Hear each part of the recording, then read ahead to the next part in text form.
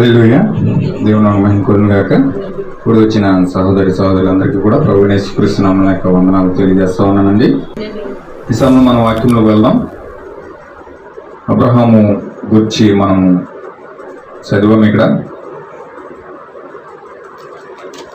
22వ అధ్యాయంలో 17వ వచనంలో దేవుడు అబ్రహామును దీవిస్తూ ఉన్నాడు. ఇది అన్ని ఆశీర్వాదాల కంటే అత్యద్భుతమైన ఆశీర్వాదం. ఇది అబ్రహాము పొందుకున్న ఆశీర్వాదాలన్నిటికంటే మోస్ట్ పవర్ఫుల్ ఆశీర్వాదం. ఇది ఒక దీవెన అబ్రహాంకి ఇక్కడ దొరుకుతూ ఉంది. ఎలాంటి దీవెన అంటే, నేను నిన్ను ఆశీర్వదించి ఆకాశ నక్షత్రం వలెను సముద్ర తీరమందలి ఇసుక వలెను నీ సంతానము నిత్యముగా విస్తరింపచేసేదను. నీ సంతతి వారు తమ శత్రువుల గవిని స్వాధీనపరచుకుందురు అని చెప్పి దేవుడు చేసిన అన్నిటికంటే ఎక్కువ ప్రాముఖ్యత కలిగిన ఈ యొక్క ఆశీర్వాదం దేవుడికి ఇస్తా ఉన్నాడు, అబ్రహాంకి ఇస్తా ఉన్నాడు. ఇక్కడ తమ శత్రువుల గవిని స్వాధీనపరచుకుంటావు అని చెప్పి ఆ దేవుడు అబ్రహాం దగ్గరికి వచ్చి ఒక మంచి అత్యద్భుతమైన వాగ్దానము దేవుడు అబ్రహాముకు చేశాడు. హల్లెలూయా. ఇక్కడ అంత అద్భుతమైన ఆ వాగ్దానం పొందుకున్నటకు ఆ యొక్క దేవుడే ప్రమాణం చేసి వాగ్దానం ఇస్తా ఉన్నాడు. కింద ప్రమాణం చేస్తా ఉన్నాడు చూడండి, 18వ వచనంలో. కింద 18వ వచనంలో ప్రమాణం చేస్తా ఉన్నాడు చూడండి. మరియు నీవు నా మాట వినినందున భూలోకంలోని జనములన్నీ నీ సంతానం వలన ఆశీర్వదించబడునని నా తోడని ప్రమాణం చేస్తా ఉన్నానని చెప్పి దేవుడు ప్రమాణం చేస్తా ఉన్నాడు. దేవుడు ప్రమాణం చేసి మరి ఆ యొక్క అబ్రహాంకు వాగ్దానం చేశాడు.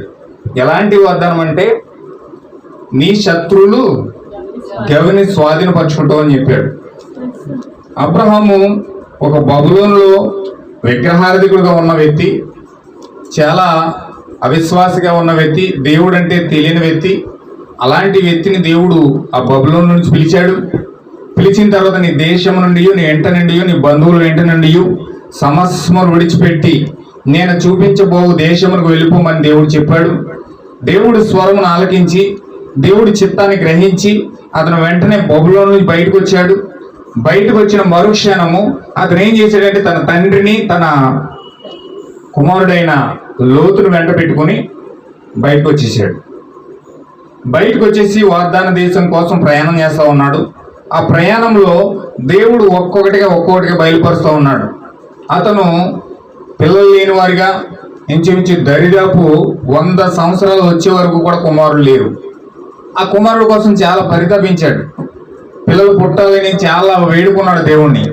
చుట్టుపక్కల ప్రజలందరూ కూడా చాలా అసహ్యంగా అతని పట్ల మాట్లాడుతూ ఉన్నారు. గొడ్డుపోతాడని రకరకాలుగా ఆయన ఏం వాగ్దానం చేశాడంటే, అబ్రహాము నీకు పిల్లలు ఎంతమంది, జనములకు తండ్రి నీకు పిల్లలు ఎంతమంది అన్నాడు. హల్లెలూయా. అబ్రహాముని అడిగేవారు అనమాట, జనములకు తండ్రి నీకు పిల్లలు ఎంతమంది. అది ఎంత ఎటగారంగా ఉంది. అది జనములకు తండ్రి అంటే మొత్తం ప్రపంచంలో ఉన్న వాళ్ళందరూ ఇతని పిల్లలే, కానీ నీ పిల్లలు ఎంతమంది అని అడిగేవారు. అంటే అప్పుడు పిల్లలు లేరు. పేరేం పెట్టారంటే అతనికి, దేవుడు ఏం పెట్టాడంటే నేను జనములకు తండ్రిని చేస్తానని చెప్పాడు దేవుడు, కానీ పిల్లలు లేరు. చాలా నిరుత్సాహముగా ఉన్న పరిస్థితిలో ఉన్నట్టున్న అబ్రహాం కనబడతా ఉన్నాడు. జనాలందరూ ఎటకారం చేసేవారు. అతను చాలా ఇబ్బంది పడేవాడు. హల్లెలూయా. అతను ఆ విధంగా జనాలు అసహించుకున్నా, ఎటకారం చేసినా, ఏమి చెప్పినా అవన్నీ ఏం పట్టించుకోకుండా దేవుని యొక్క వాగ్దానం కోసం వెళ్ళిపోతూనే ఉన్నాడు. చివరికి అతను ఏమనుకున్నాడంటే, తనకి బాగా అతి నమ్మకమైన ఒక సేవకుడు ఉన్నాడండి. ఆ సేవకుడు ఎవరంటే ఎలియాజర్ అన్నమాట. ఈయన ఎలా ప్రార్థన చేస్తున్నాడంటే, ప్రభువా నాకు ఎలాగ పిల్లలు లేరు కదా, ఇంకా నాకు పుట్టరేమో, నాకు ఎలియాజరే కుమారుడేమో అని నేను అనుకుంటా ఉన్నాను. ఒకవేళ ఎలియాజరే దేవుడు నీవు నాకు కుమారుడిగా ఇచ్చావా అని చెప్పేసి దేవుణ్ణి అబ్రహాం అడిగాడు. ఇంకా అతను తట్టుకోలేక, తాళజాలలేక అతను దేవుణ్ణి అడుగుతూ ఉన్నాడు అనమాట, నాకు ఎలియాజరే కుమారుడు, ఇతనే నాకు కుమారుడిగా ఇచ్చేవేమో అని చెప్పేసి అబ్రహాం మనసులో అనుకుంటా ఉన్నాడు. అప్పుడు దేవుడు వచ్చేమన్నాడంటే, ఎలియాజర్ కాదు నీ కుమారుడు, నీ గర్భంలో పుట్టినవాడే నీకు కుమారుడు అని చెప్పాడు. హల్లెలూయా. దాన్ని నమ్ముకుంటూ దేవుడు ఏదైతే చెప్పాడో మనుషులు చేసే అసహ్యమైన నిందలు గాని, శ్రమలు గాని, కార్యాలు గాని అవన్నీ కూడా ఏమి పట్టించుకోవట్లేదు. కానీ అబ్రహాం మాత్రం దేవుడు ఏం చెప్తున్నాడో దాన్ని చూస్తున్నాడు. దేవుడు ఏం చెప్తున్నాడో, ఎలాంటి వాక్యాన్ని ఇస్తున్నాడో దాన్నే చెప్తా ఉన్నాడు. ఆఖరికి ఎలాంటి స్థితిలోకి వెళ్ళిపోయాడంటే అబ్రహాముకి 100 ఏళ్ళు వచ్చేసినాయి, శారాకి 90 ఏళ్ళు వచ్చినాయి. అబ్రహాము వంగిపోయాడు. 100 సంవత్సరాలు వచ్చినప్పుడు వంగిపోయాడు, ముసలోడు అయిపోయాడు. ముసలోడు అయిపోయి ఇంకా కర్ర పట్టుకుని వంగి నడుచుకునేంత స్థితిలోకి వెళ్ళిపోయాడు. ముడతలు పడిపోయింది చర్మం ముడతలు పడిపోయింది, వయసు అయిపోయింది. అబ్రహాం కూడా ఆ యొక్క వయసులోకి వెళ్ళిపోయాడు, శారా కూడా వయసు అయిపోయింది. వాళ్ళిద్దరికి పిల్లలు పుట్టే స్థితి కూడా దాటిపోయింది. హల్లెలూయా. అయితే దేవుడు చెప్పాడు, ఖచ్చితంగా నీకు వాగ్దానం ఇస్తున్నాను, నీకు కుమారుని ఇస్తాను, నీ కుమారుని ఇస్తాను, నువ్వు నా యందు నమ్మకం ఉంచు, నేను చూపించి దేశానికి వెళ్ళిపో అని చెప్పి అబ్రహాంతో మాట్లాడుతూ ఉన్నాడు. అబ్రహాంతో మాట్లాడుతున్నప్పుడు ఇతను వెళ్తా ఉన్నాడు, ప్రయాణం చేస్తా ఉన్నాడు. కానీ ఆ ప్రయాణంలో వారికి ఎంత మాత్రం కూడా పిల్లలు లేని వారిగా ఒక భయంకరమైన స్థితిలోకి వెళ్ళి జనుల చేత ఒక అపహాస్యం చేయబడే వ్యక్తిగా అతను మారిపోయాడు. దేవుని మహిమ కలుగును గాక. కానీ అబ్రహాము విశ్వాసం మాత్రం ఎక్కడ ఉన్నదంటే వాక్యం మీద ఉంది. అబ్రహాము యొక్క విశ్వాసం ఎక్కడ ఉందంటే దేవుని యొక్క వాగ్దానం మీద ఉంది. ఎందుకంటే దేవుడు చెప్పాడు, నేను నిన్ను అనేక జనములకు తండ్రిగా నియమించబోతా ఉన్నాను. నిన్ను ఏం చెప్పాడు చూడండి ఒకసారి. 12వ అధ్యాయం మనం చూస్తే, ఆదికాండం 12వ అధ్యాయం మొదటి నుంచి చదవండి. నీవు లేచి నీ దేశం నుండి, నీ బంధువుల నుండి, నీ తండ్రి ఇంటి నుండి బయలుదేరి నేను నీకు చూపించు దేశమునకు వెళ్ళుము. నిన్ను గొప్ప జనముగా చేసి నిన్ను ఆశీర్వదించి నీ నామమును గొప్ప చేయుదును. నీవు ఆశీర్వాదముగా ఉండు, నిన్ను ఆశీర్వదించు వారిని ఆశీర్వదించేదను, నిన్ను దూషించు వారిని శపించేదను. భూమి యొక్క సమస్త వంశములను నీ యందు ఆశీర్వదించబడునని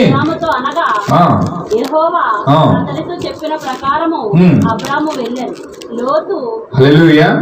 ఏం చెప్పాడండి దేవుడు? నిన్ను గొప్ప జనముగా చేస్తాను, నిన్ను ఆశీర్వదించు వారిని ఆశీర్వదిస్తాను, నీ నామాన్ని గొప్ప చేస్తాను, నువ్వు ఆశీర్వాదంగా ఉంటావు. నిన్ను ఆశీర్వదించే వారిని ఆశీర్వదిస్తాను, నిన్ను శపించే వారిని శపిస్తాను. భూమి యొక్క సమస్త వంశములన్నీ కూడా నీ ద్వారా ఆశీర్వదించబడతాయని చెప్పి అబ్రహాంతో దేవుడు చెప్పాడు. గొప్ప జనముగా చేస్తానంటే ఇప్పుడు అబ్రహాం యొక్క కుటుంబాన్ని బట్టి అనేక జనములుగా ఇతను తండ్రి అవుతాడు. ఇప్పుడు మొట్టమొదటి ప్రమాణము, మొట్టమొదటి వాగ్దానం, ఆ వాగ్దానం పట్టుకుని దేవుడు అందరికీ యొక్క అబ్రహాం సువార్త చేస్తా ఉన్నాడు. దేవుడు నన్ను గొప్ప జనముగా చేస్తా ఉన్నాడు అన్నాడు. నా యొక్క నామాన్ని గొప్పగా పెంచుతానని చెప్పాడు, ఘనముగా చేస్తానని చెప్పాడు. దేవుడు నాకు ఈ కార్యాలు చేస్తానని చెప్పాడు. నీ తండ్రి ఇంటి, నీ బంధువుల ఇంటి, నీ దేశం నుండి నన్ను విడిచిపెట్టి ఆ పాలు తేనెలు ప్రవహించి దేశంలో వెళ్ళిపోమని చెప్పాడు దేవుడు. నేను అక్కడికి ప్రయాణమే వెళ్తా ఉన్నాను. నన్ను అంత పెద్ద గొప్పగా నా పేరు చేస్తానని చెప్పాడు, నన్ను గొప్ప జనముగా చేస్తానని చెప్పాడు, నా కుటుంబాన్ని ఆకాశ నక్షత్రాలు చేస్తానని చెప్పాడు. హల్లెలూయా. ఆ వాగ్దానం తీసుకుని నేను బయలుదేరుతా ఉన్నాను అని చెప్పేసి అందరికి సాక్ష్యం ఇచ్చేసాడు, అందరికి చెప్పేశాడు. ఇప్పుడు ప్రతి ఒక్కరికి కూడా ఒక పెద్ద సంఘం నేను కట్టబోతా ఉన్నాను, పెద్ద దేవుడు నన్ను ఆశీర్వదించబోతా ఉన్నాడు, నా నామాన్ని హెచ్చించబోతా ఉన్నాడు అని ఎంతో ఉత్సాహంగా ప్రజలందరికీ చెప్పేశాడు. కానీ అక్కడ చూస్తేనేమో ఎవరు లేరు. హల్లెలూయా. అక్కడ చూస్తే ఎండిపోతుంది, బీడు భూములు అయిపోయి అక్కడ చాలా భయంకరమైన పరిస్థితి అక్కడ కనబడతా ఉంది. కానీ అబ్రహాములో మాత్రము ఎంత మాత్రం కూడా నిరుత్సాహం కనబడతలే. అబ్రహాంలో ఎంత మాత్రం నిరుత్సాహం కనబడతలేదు. ఎందుకంటే దేవుడు వాగ్దానం చేశాడు. అక్కడ దేవుడు చేసిన వాగ్దానం పైన ఈ వ్యక్తి నిలబడి ఉన్నాడు కాబట్టి, దేవుడు చేసిన వాగ్దానం పట్టుకుని ప్రయాణం మొదలు పెట్టాడు కాబట్టి ఆ ప్రయాణంలో ఎంత మాత్రం కూడా వ్యక్తికి నిరుత్సాహం కనబడతలేదు. దేవుని మహిమ కలుగును గాక. హల్లెలూయా. వింటున్నారు కదండి. ఇప్పుడు అబ్రహాము ఆ యొక్క వాగ్దానం పట్టుకుని ప్రయాణం అయ్యాడు. ప్రయాణం అవుతుండగా మార్గ మధ్యలోకి వెళ్ళాడు. కొంత దూరం వెళ్ళాడు. తన తండ్రి చనిపోయాడు. తన తండ్రి చనిపోయేటప్పటికి అక్కడ కొంత బాధపడ్డాడు, నిరుత్సాహపడ్డాడు. తండ్రిని కోల్పోయాడైన వేదన అతను పట్టుకున్నది. అయితే ఇంకా అతను తండ్రి యొక్క మరణాన్ని ఆ వ్యక్తి చూడట్లేదు, కానీ దేవుడు చేసిన వాగ్దానాన్ని పట్టుకుని ముందుకు వెళ్ళిపోతా ఉన్నాడు. ఆ యొక్క వాగ్దానం పట్టుకుని ముందుకు వెళ్తుండగా అలా వెళ్తూ ఉండగా దేవుడు అతను నడిపిస్తా ఉన్నాడు. బీడు భూములు వస్తున్నాయి, ఆహారం లేకుండా ఆ యొక్క వెళ్తూ ఉండగా మధ్యలో లోతు యొక్క సేవకులకి, అబ్రహాం యొక్క గొర్రెల కాపరికి, లోతు యొక్క గొర్రెల కాపరికి గొడవ వచ్చేసిన తర్వాత ఇప్పుడు లోతు వచ్చి అబ్రహాంతో మాట్లాడుతున్నాడు. ఏమని మాట్లాడుతూ ఉన్నాడంటే, చిన్నాన్న గారు ఇలాగైతే ఎలాగండి, మాకు గొర్రెలు కట్టుకోవడానికి ప్లేస్ వద్దా, లేకపోతే మేకలు కట్టుకోవడానికి ప్లేస్ వద్దా? మీ యొక్క గొర్రెల కాపులు వచ్చి మా గొర్రెల కాపులను కొట్టేస్తా ఉన్నారు, చాలా ఇబ్బందికరంగా ఉంది. మీరే వెళ్ళి వాళ్ళకి చెప్పండి, మీరే వెళ్ళి వాళ్ళకి న్యాయం తీర్చండి, మీరు చెప్తే వాళ్ళు వింటారు అని చెప్పేసి ఈ లోతు అబ్రహాంతో మాట్లాడుతున్నాడు. అబ్రహాంతో మాట్లాడుతున్నప్పుడు అప్పుడు అబ్రహాం ఏం ఆలోచించాడంటే, లోతు వారికి తగాదా వచ్చినప్పుడు మనం ఎంత చెప్పినా వాళ్ళు వినేటట్లుగా ఇంకా అనిపించడం లేదు. అందుచేత ఖచ్చితంగా నీవు నేను విడిపోవలసిన సమయం వచ్చింది కాబట్టి ఇదిగో తూర్పు, దక్షిణ, ఉత్తర ఈ ప్రాంతం నుండి చూడు, నువ్వు ఏ మూలకి వెళ్తావో వెళ్ళు. నువ్వు ఒకవేళ ఏ మూలకి వెళ్తావో వెళ్ళి చూసుకుంటే నువ్వు విడిచిపెట్టిన ప్రాంతంలోకి వెళ్తాను. నేను నీకు ఏది నచ్చితే దాని వైపు చూడు, అక్కడికి వెళ్ళు, మిగతా ప్రాంతాన్ని నేను తీసుకుంటానని చెప్పి అబ్రహాము లోతుతో చెప్పడం జరిగింది. లోతుతో ఎప్పుడైతే చెప్పాడో లోతు వెంటనే సుడిదరగా చూసినట్టుగా సొదొమ గొమొర్రా చాలా పచ్చగా కనబడింది. అతనికి చాలా అద్భుతమైన ప్రాంతంగా కనబడింది. అక్కడ మేత ఎక్కువ ఉంది. నా గొర్రెలు, నా మేకలు చాలా బలిసిన వాటిగా తయారవుతా మేత తిని నా యొక్క జీవ ప్రయాణం అంతా కూడా చాలా సంతోషంగా ఉంటుంది. అక్కడైతే నేను సురక్షితంగా క్షేమంగా ఉంటానని చెప్పి లోతు నిర్ణయం తీసుకుని సొదొమ గొమొర్రా వైపు వెళ్ళిపోయాడు. హల్లెలూయా. ఇక్కడ లోతు విడిచిపెట్టి వెళ్ళిపోయాడు. తండ్రి చనిపోయాడు. ఇక్కడ అబ్రహాం మాత్రం ఒంటరిగా నిలిచిపోయాడు. దేవుడు నాకు మహిమ కలుగును గాక. ఇప్పుడు ఒంటరిగా నిలిచిపోయి ఒంటరిగా వెళ్ళి ప్రార్థన చేయడం మొదలుపెట్టాడు. ఆదికాండం 17 అధ్యాయం వచ్చేసరికి ఒంటరి అయిపోయాడు. ఇప్పుడు నాకు ఎవరు లేరు, నేను ఒంటరిగా ఉన్నాను. ఇప్పుడు నాకు పరిస్థితి ఏంటి, నా యొక్క ప్రాబ్లం ఏంటి, నా యొక్క విధానం ఏంటి, నా నడక ఏంటి అని దేవుడితో ఎప్పుడైతే పెనుగులాట మొదలు పెట్టాడో, ప్రార్థించడం మొదలు పెట్టాడో, ఆ ప్రార్థన అబ్రహాము యొద్దకి ఎలుషద్దయిగా దేవుడు అక్కడ దిగి వచ్చేసాడు. దేవుడు నా మహిమ కలుగును గాక. అబ్రహాం ఒంటరిగా ఉండి ప్రార్థన చేయడం మొదలు పెట్టాడు. ఆ ప్రార్థన ఎలుషద్దయిగా దేవుడు అక్కడ దిగొచ్చి, నేను నీకు తల్లి దేవుడినై ఉన్నాను, నేను తండ్రి దేవుడినే కాదు, నేను తల్లి దేవుడినై ఉన్నాను. ఇక నువ్వు ఏడవద్దు, నేను నీకు పాలు ఇస్తా ఉన్నాను. నీ పాలు ద్వారా నువ్వు ఇక్కడ పెరిగి బలము పొందుకొని నీ ప్రయాణం కొనసాగించాను. దేవుడు నా మహిమ కలుగును గాక. ఇప్పుడు అబ్రహాము ఆ యొక్క పాలు తాగి, ఆ పాలు ఎప్పుడైతే తాగాడో ఆ పాలు ద్వారా, ఆ యొక్క జీవ జలం ద్వారా, ఆ వాక్యము ద్వారా అతను ఒక నామాన్ని పొందుకున్నాడు. అక్కడ ఆ 17వ అధ్యాయంలో ఒక నామాన్ని పొందుకున్నాడు. అబ్రహాముగా మారిపోయాడు. హల్లెలూయా. ఆ పాలు ఎప్పుడైతే తాగాడో, ఆ యొక్క జీవజలం ఎప్పుడైతే తాగాడో, యేసుక్రీస్తు ఇచ్చే జీవాన్ని ఎప్పుడైతే ఎలుషద్దయిగా అబ్రహాం పొందుకున్నాడో, ఆ యొక్క జీవితము అబ్రహాం జీవితం మారిపోయింది. అబ్రహాం నుంచి అబ్రహాముగా మారిపోయాడు. హల్లెలూయా. ఖచ్చితంగా మన వాక్యంలో ఉన్న పాలు, ఆ వాక్యంలో ఉన్న జీవము, ఆ వాక్యంలో ఉన్న పరిశుద్ధాత్మ, ఆ వాక్యంలో ఉన్న సత్యము మనం ఎప్పుడైతే మన హృదయాంతరంగంలో పొందుకుంటామో మన జీవితం కూడా మారిపోతుంది. ఎలుషద్దయిగా నీ దగ్గరికి ఎప్పుడైతే వస్తాడో, ఎలుషద్దయిగా ఎప్పుడైతే నీ దగ్గరికి ఆ దేవుడు దిగి వస్తా ఉన్నాడో, ఆ పాలు ఎప్పుడైతే ఇస్తా ఉన్నాడో, ఆ జీవం ఎప్పుడైతే ఇస్తా ఉన్నాడో, ఖచ్చితంగా అప్పుడు నీవు జీవాన్ని పొందుకునే ఒక వ్యక్తిగా మారుతా ఉన్నావు. హల్లెలూయా. దేవుడి దగ్గరికి ఎలుషద్దయిగా రావాలి, తల్లి దేవుడిగా రావాలి. తల్లే నీకు జీవం ఇస్తుంది. తల్లే ఆ బిడ్డకు జీవాన్ని ఇవ్వగలుగుతుంది. ఆ బ్రతికే బిడ్డకు తల్లే జీవం ఇవ్వతుంది. తండ్రి ఇవ్వలేడు. తండ్రి కేవలం పోషణకరం తీసుకొచ్చి తల్లిని పెంచగలడు అంతే. ఆ తల్లికి పోషణకరం అంతా ఇస్తే ఆ తల్లే బిడ్డకు జీవం ఇవ్వాలి. దేవుడు నాకు మహిమ కలుగును గాక. అందుకే అబ్రహాము తల్లి దేవుడిగా ప్రత్యక్షం అవుతున్నాడు. అక్కడ చూడండి, నాకు 17 అధ్యాయం చూడండి. ఆదికాండం 17 అధ్యాయం చూడండి. చదవండి. 17 అధ్యాయం చదవండి మొదటి నుంచి. అబ్రహాము 99 ఏండ్ల గలవాడైనప్పుడు యెహోవా అతనికి ప్రత్యక్షమై, నేను సర్వశక్తి గల దేవుడను, నీ సన్నిధిలో నడుచుచు నిందారహితుడు ఉండుము, నాకును నీకును మధ్య నా నిబంధన నియమించి నిన్ను అత్యధికంగా అభివృద్ధి పొందించేదనని చెప్పాను.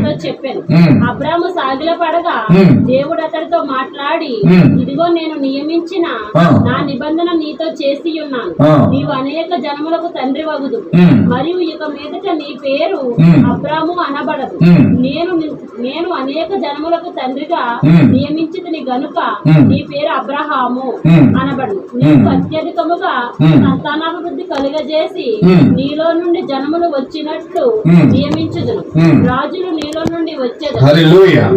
చాలా పెద్ద పెద్ద వాగ్దానాలు దేవుడు చేస్తా ఉన్నాడు అబ్రహాంకి, కానీ చూస్తే ఏం కనపట్లే. అతని పేరు మారింది. ఇక్కడ 15వ వచనంలో చదివితే అక్కడ శారా కూడా శారాగా మారింది. ఇద్దరు పేర్లు మార్చబడ్డాయి. అక్కడ ఎలీషాగా దేవుడు ప్రత్యక్షమయ్యాడు. అక్కడ అదొక తల్లి దేవుడుగా, సర్వశక్తి గల దేవుడుగా, ఎలీషాగా అక్కడ అక్కడ అబ్రహాము ప్రత్యక్షమై అక్కడ దేవుడు ఒక నిబంధన చేస్తా ఉన్నాడు. నేను అభివృద్ధి చేస్తాను, నేను జనములకు తండ్రిని చేస్తానంటా ఉన్నాడు అక్కడ. హల్లెలూయా. నీ కడుపులో నుంచి రాజులు వస్తారని చెప్పినాడు. ఇక్కడ చూస్తేనేమో అంత బీడు భూములు, ఆ వాగ్దానం చేసేవాడికి అంత బీడు భూములు. అక్కడ ఏమి పచ్చని పొలాలు లేవు. ఆ గొర్రెలకు కానీ ఆ మేకలకు కానీ పెట్టడానికి, ఆ ఒంటెలకు కానీ పెట్టడానికి ఏమీ అక్కడ లేని ఒక ఎడారిలో ప్రాంతంలో ఉన్నాడు అబ్రహాము. కానీ చూస్తేనేమో దేవుని యొక్క వాగ్దానాలు పెద్ద పెద్ద వాగ్దానాలు కనపడుతున్నాయి. వాగ్దానాలు చూస్తేనేమో పెద్ద పెద్దగా కనపడుతున్నాయి. ఇక్కడ చూస్తేనేమో అంత మొత్తం ఎడారి, ఏం కనపడతలే. హల్లెలూయా. అయితే ఈ అబ్రహాము ఆ పాలిపోయిన ఎడారిని, ఆ యొక్క ఎండిపోయిన ఎడారిని, ఆ బీటల బారిన ఎడారిని చూడట్లేదు, కానీ దేవుడు చేసిన వాగ్దానాన్ని జ్ఞాపకం చేసుకుని ఆ వాగ్దానాన్ని బట్టి ముందు నడుస్తూ ఉన్నాడు. దేవుడు నాకు మహిమ కలుగును గాక. ఆ వాగ్దానం ఎంత పెద్ద పెద్ద వాగ్దానాలు చేస్తా ఉన్నాడంటే అక్కడ 99 సంవత్సరాలు వచ్చేసినాయి. అక్కడ ఒక 12 సంవత్సరాల నుంచి మొదలు పెట్టి 99 సంవత్సరాల వరకు దేవుడిని వెంబడించాడు. అక్కడ ఎక్కడ 12 సంవత్సరాలు, ఎక్కడ 99 సంవత్సరాలు. ఈ మధ్యలో దేవుడు ఏం చేయలే. వాగ్దానం మాత్రం పెద్ద పెద్దగా కనపడుతున్నాయి. వాగ్దానం మాత్రం నిన్ను అనేకమైన జనములకు తండ్రిగా నియమిస్తానన్నాడు, రాజులు నీ కడుపులో నుంచి వస్తారని చెప్తున్నాడు, నేను సర్వశక్తి గల దేవుడు అని చెప్తా ఉన్నాడు. హల్లెలూయా. నీ నామాన్ని హెచ్చిస్తాను, నీ యొక్క జనములు అనేక జనములకు తండ్రిని నేను చేస్తాను అన్నాడు. వాగ్దానాలు చూస్తేనేమో చాలా పెద్ద పెద్దగా కనపడుతున్నాయి. జీవితం చూస్తేనేమో అంతా ఇక్కడ పొడిబారిపోయి ఉంది, ఏం కనపడతలే. హల్లెలూయా. మనకు కూడా మన జీవితంలో చాలా బైబిల్ చూస్తేనేమో ఎత్తబడైపోతుంది. క్షయమైన శరీరం అక్షయతగా మారి మధ్యాకాశంలోకి వెళ్ళిపోతాం. హల్లెలూయా. ఆ వాగ్దాన దేశంలోకి వెళ్ళిపోతాం. 1000 ఏళ్ల పరిపాలనలోకి వెళ్ళిపోతాం. దేవుడు నిన్ను అప్పిస్తావు కానీ అప్పు చేయవు అని దేవుడు వాగ్దానం చేశాడండి. అప్పిస్తావు కానీ అప్పు చేయవు అన్నాడు. ఎన్ని వాగ్దానాలు దేవుని కుమారుడికి ఉన్నాయంటే చాలా అత్యద్భుతమైన వాగ్దానాలు. బైబిల్ అంతా ఇంచుమించు 6070 వాగ్దానాలు దేవుని కుమారులకు ఉన్నాయి. దేవుని కుమారులకు అన్ని వాగ్దానాలు ఉన్నాయి. ఇప్పుడు ఈ వాగ్దానాలన్నిటిని పట్టుకొని దేవుని కుమారుడు నడిచి వెళ్తున్నాడు, కానీ ఒక్క వాగ్దానం కూడా జీవితంలో జరుగుతున్నట్టుగా కనపడతలేదు. అన్ని సమస్యలు, ఇంటి చుట్టూ అప్పులు, రకరకాల బాధలు, ఆ సమస్యలు, ప్రతి క్షణము కూడా టెన్షన్, అన్ని అలజడులు. ఏం జరుగుతుందో తెలియటం లేదు. ఎవరికి ఏ సమయంలో ఏమవుతుందో తెలియదు, ఏ పక్క నుంచి ఏ వార్త వస్తుందో తెలియదు. హల్లెలూయా. మన జీవితాల్లో ఏం జరుగుతుందో తెలియదు, ముందుకు ఏ విధంగా వెళ్తున్నామో తెలియట్లేదు. కానీ సమస్యలన్నీ చుట్టుముడతా ఉన్నాయి. చీకటి అంధకారంగా కనపడతా ఉంది. పరిస్థితులన్నీ వెన్నంట నడుస్తూ ఉన్నాయి. కానీ దేవుని కుమారుడు మాత్రం అబ్రహాము వలె దేవుడు ఏ వాగ్దానం అయితే చేశాడో ఆ వాగ్దానాన్ని పట్టుకొని ముందుకు వెళ్తాడు తప్ప జరుగుతున్న పరిస్థితుల వైపు చూడడు. దేవుని మహిమ కలుగును గాక. ఎంతమంది చూస్తున్నారండి అలాగా? నిజంగా సమస్యలో దేవుని వాగ్దానం చూసే వ్యక్తి దేవుని కుమారుడై ఉన్నాడు. సమస్యలు వాగ్దానం వెతికే వ్యక్తి దేవుని కుమార్తె అయి ఉన్నది. దేవుని కుమార్తె అయితే సమస్యలు ఖచ్చితంగా దేవుని వెతుకుతుంది, ఖచ్చితంగా దేవుడు వెతుకుతుంది. అక్కడ బేడు భూములు ఉండొచ్చు, లేకపోతే ఎడారి ప్రాంతం ఉండొచ్చు, గొర్రెలకి మేకలకు వాటర్ లేకపోవచ్చు, తినడానికి రాత్రి కూర లేకపోవచ్చు, తిండి లేకపోవచ్చు, భోజనం లేకపోవచ్చు. అయ్యి బాబా నాకు భోజనం లేదు, నాకు తిండి లేదు, నా పరిస్థితి ఇలాగ అయిపోయింది అని కృంగిపోయి కృషించిపోయే వ్యక్తి దేవుని కుమార్తె కాదు, దేవుని కుమారుడు కాదు. కానీ ఎప్పుడైతే వాగ్దానం పట్టుకొని, ఎప్పుడైతే ఖచ్చితంగా దేవుడు నాకు ఇస్తాడు, ఖచ్చితంగా దేవుడు నాకు ఇస్తాడని ఒక గొప్ప ఎదురు చూసే వ్యక్తి మాత్రమే దేవుని కుమార్తె ఉన్నది, దేవుని కుమారుడై ఉన్నాడు. అయితే ఇప్పుడు ఖచ్చితంగా వాగ్దానాలు ఎన్నో ఉన్నాయి. ఆ వాగ్దానాలన్నీ పట్టుకుని అబ్రహాం ప్రయాణం చేస్తా ఉన్నాడు. కానీ ఏది కూడా జరుగుతున్నట్లుగా కనపడతలేదు. హల్లెలూయా. దేవుడైతే ఉన్నాడు, ఖచ్చితంగా వాగ్దానాలు చేస్తున్నాడు, వెళ్ళమని చెప్పాడు, వెళ్తున్నాను. కానీ ఆ దేశం ఎలా ఉంటుందో తెలియదు, ఆ ఊరు ఎలా ఉంటుందో తెలియదు, ఆ ఊరు ప్రజలు ఎలా ఉంటుందో తెలియదు. కానీ దేవుడు చెప్పాడు కాబట్టి నేను ప్రయాణమై వెళ్ళిపోతున్నాను. కానీ ఇక్కడ పరిస్థితి చూస్తేనేమో మొత్తం అంతా బీడు భూములు. వెనకాల ఉండి షారా అంటుందంట, నిజంగా దేవుడిని పిలిచాడా? ఎక్కడికి వెళ్తున్నావు అసలు? ఆ ఊరు ఎలా ఉంటుంది, ఆ దేశం ఎలా ఉంటుంది, అక్కడ మనుషులు ఎలా ఉంటారు? నువ్వు ఏదన్నా రాంగ్ నిర్ణయం తీసుకున్నావా? ఒకసారి చూసుకో, ఒకసారి షారా నువ్వు అవిశ్వాస పడుకో. ఖచ్చితంగా దేవుడు పిలిచాడు, ఆ దేశానికి పిలిచాడు ఆయన. ఆ దేశం వెళ్ళే మార్గంలో మనం ఉన్నాం. ఖచ్చితంగా ఇవన్నీ శ్రమలు కష్టాలు ఇవన్నీ కూడా మనం అక్కడే చేర్చడానికి దేవుడు అనుమతిస్తా ఉన్నాడు. నువ్వేం టెన్షన్ పడకు, నువ్వు ప్రార్థన చెయ్యి.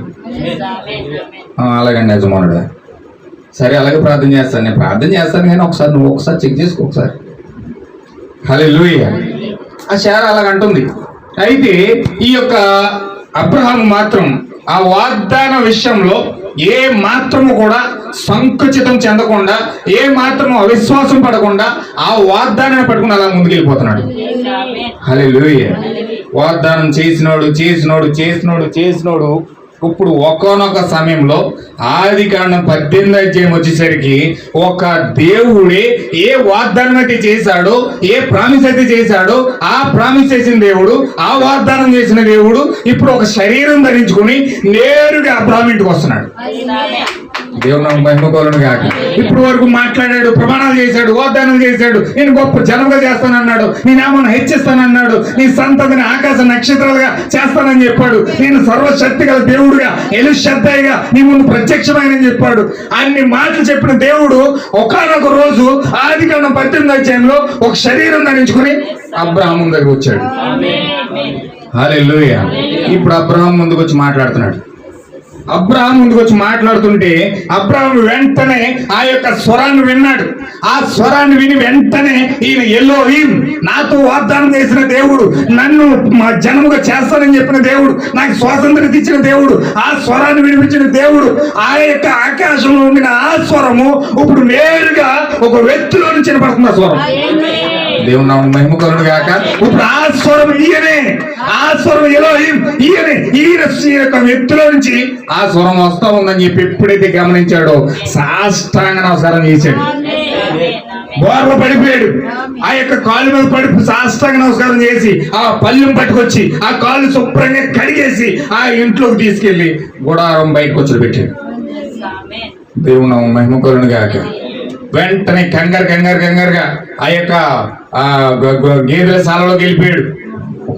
ఆ గేదెల శాలలోకి వెళ్ళిపోయి బాగా చక్కగా మంచిగా క్రొవ్వు పెట్టిన ఒక లేగదూడను తీసుకున్నాడు. ఆ లేగదూడను తీసుకుని గొప్ప శారా కట్టుకెళ్ళి, శారా నువ్వు అర్జెంటుగా దీన్ని రెడీ చేసేసి ఇదిగో కోసాను, మాంసం పట్టుకొచ్చి ఇచ్చాను, దీన్ని అంతా శుభ్రంగా మంచిగా వండేసి వెన్న, రొట్టెలు, పాలు అన్ని సిద్ధం చేయి. మా ఇంటికి ఎవరు వచ్చారు తెలుసా? ఎలోహిం వచ్చాడు. మా ఇంటికి ఎవరు వచ్చారు తెలుసా? ఇప్పుడు వరకు నాకు వాగ్దానం చేసిన దేవుడు, ఇప్పుడు వరకు నాతో మాట్లాడిన దేవుడు శరీరం ధరించుకుని మన ఇంటికి వచ్చాడు. శారా ఊరుకోండి, మీరు అలా చెప్తారు, అలా వస్తూ ఉంటారు, పోతూ ఉంటారు. అబ్రహాం అలవాటు ఏంటంటే వచ్చిన వాళ్ళకి పోయే వాళ్ళకి చక్కగా వచ్చి భోజనం నీళ్ళు రెండే నుంచి భోజనం పెట్టి పంపించి చూడట. ఎవరంటే రోడ్డు అంటే పోయే వాళ్ళు అందరినీ కాదు, ఈయన ఎలాగైతే కొంచెం ఆత్మ సంబంధంగా వ్యక్తులు కనిపిస్తారో అలాంటి వ్యక్తులు పిలిచి వాళ్ళకి వాక్యం చెప్పేసి దేవుడు ఇతనికి ఎలాంటి అనుభవాలు ఇచ్చాడో, ఎలాంటి సాక్ష్యం ఉందో, ఎలాగ జనములుగా చేస్తానని చెప్పాడో, ఈ వాగ్దానాలన్నీ వాళ్ళతో పంచుకొని వాళ్ళు వెళ్ళిపోయేటప్పుడు భోజనం పెట్టి పంపించేవాడట. దేవుని మహిమ గారు అంటే ఇల్లు వరకు వచ్చే వాళ్ళకి సాక్ష్యం పెట్టి భోజనం పెట్టి పంపిస్తాడు. షేర్ అనుకున్నది అలాగే ఒక వ్యక్తి వచ్చాడేమో అలాగే భోజనం పెట్టి పంపిస్తాడు అనుకుని ఊరుకోండి. మీరు అలాగే చెప్తారు, ఎవరో అలాగే వచ్చి ఉంటాడు వ్యక్తి. ఎలోహిం మన ఇంటికి రావడం ఏంటి? దేవుడు మన ఇంటికి వస్తాడా? నెవర్. దేవుడు కాదు. అబ్రహాము ఏదో అలాగ అనుకుంటున్నాడు. అలా ఈయన పిచ్చి ముదిరిపోయింది, బాగా ముదిరిపోయి అలాగ ఆలోచించేస్తున్నాడు. ఆయన చేసిన వాగ్దానం పట్టుకుని అలా పట్టుకుని ఇలా పట్టుకుని అలాగే ఇలా మాట్లాడుతున్నాడు. సరే చూద్దాం, యజమానుడు చెప్పాడు కదా అని చెప్పి ఆ యొక్క లేగదొడ మాంసం వండేసింది, ఆవు పాలు రెడీ చేసింది, ఆవు వెన్నను తయారు చేసింది, అన్ని తీసుకొచ్చి ఏమండి రెడీ చేశాను రండి అంది. మొత్తం అన్ని రెడీ చేసిన తర్వాత అబ్రహాం పట్టుకెళ్ళి చక్కగా ఆయనకి ఇచ్చేసాడు. ఆయన కూడా ఇద్దరు మనుషులు వచ్చారు, ఇద్దరు దూతలు ఉన్నారు, మోషే ఏలియాలు అక్కడ కూర్చున్నారు. వాళ్ళు కూడా కూర్చొని ఈ యొక్క ఆవు ఆ పాలు ఆ గేదె మాంసం మొత్తం వెన్న అన్ని కూడా శుభ్రంగా తినేశారు. వాళ్ళు అన్ని తినేసిన తర్వాత ఈయన లేచాడు. అబ్రహామా,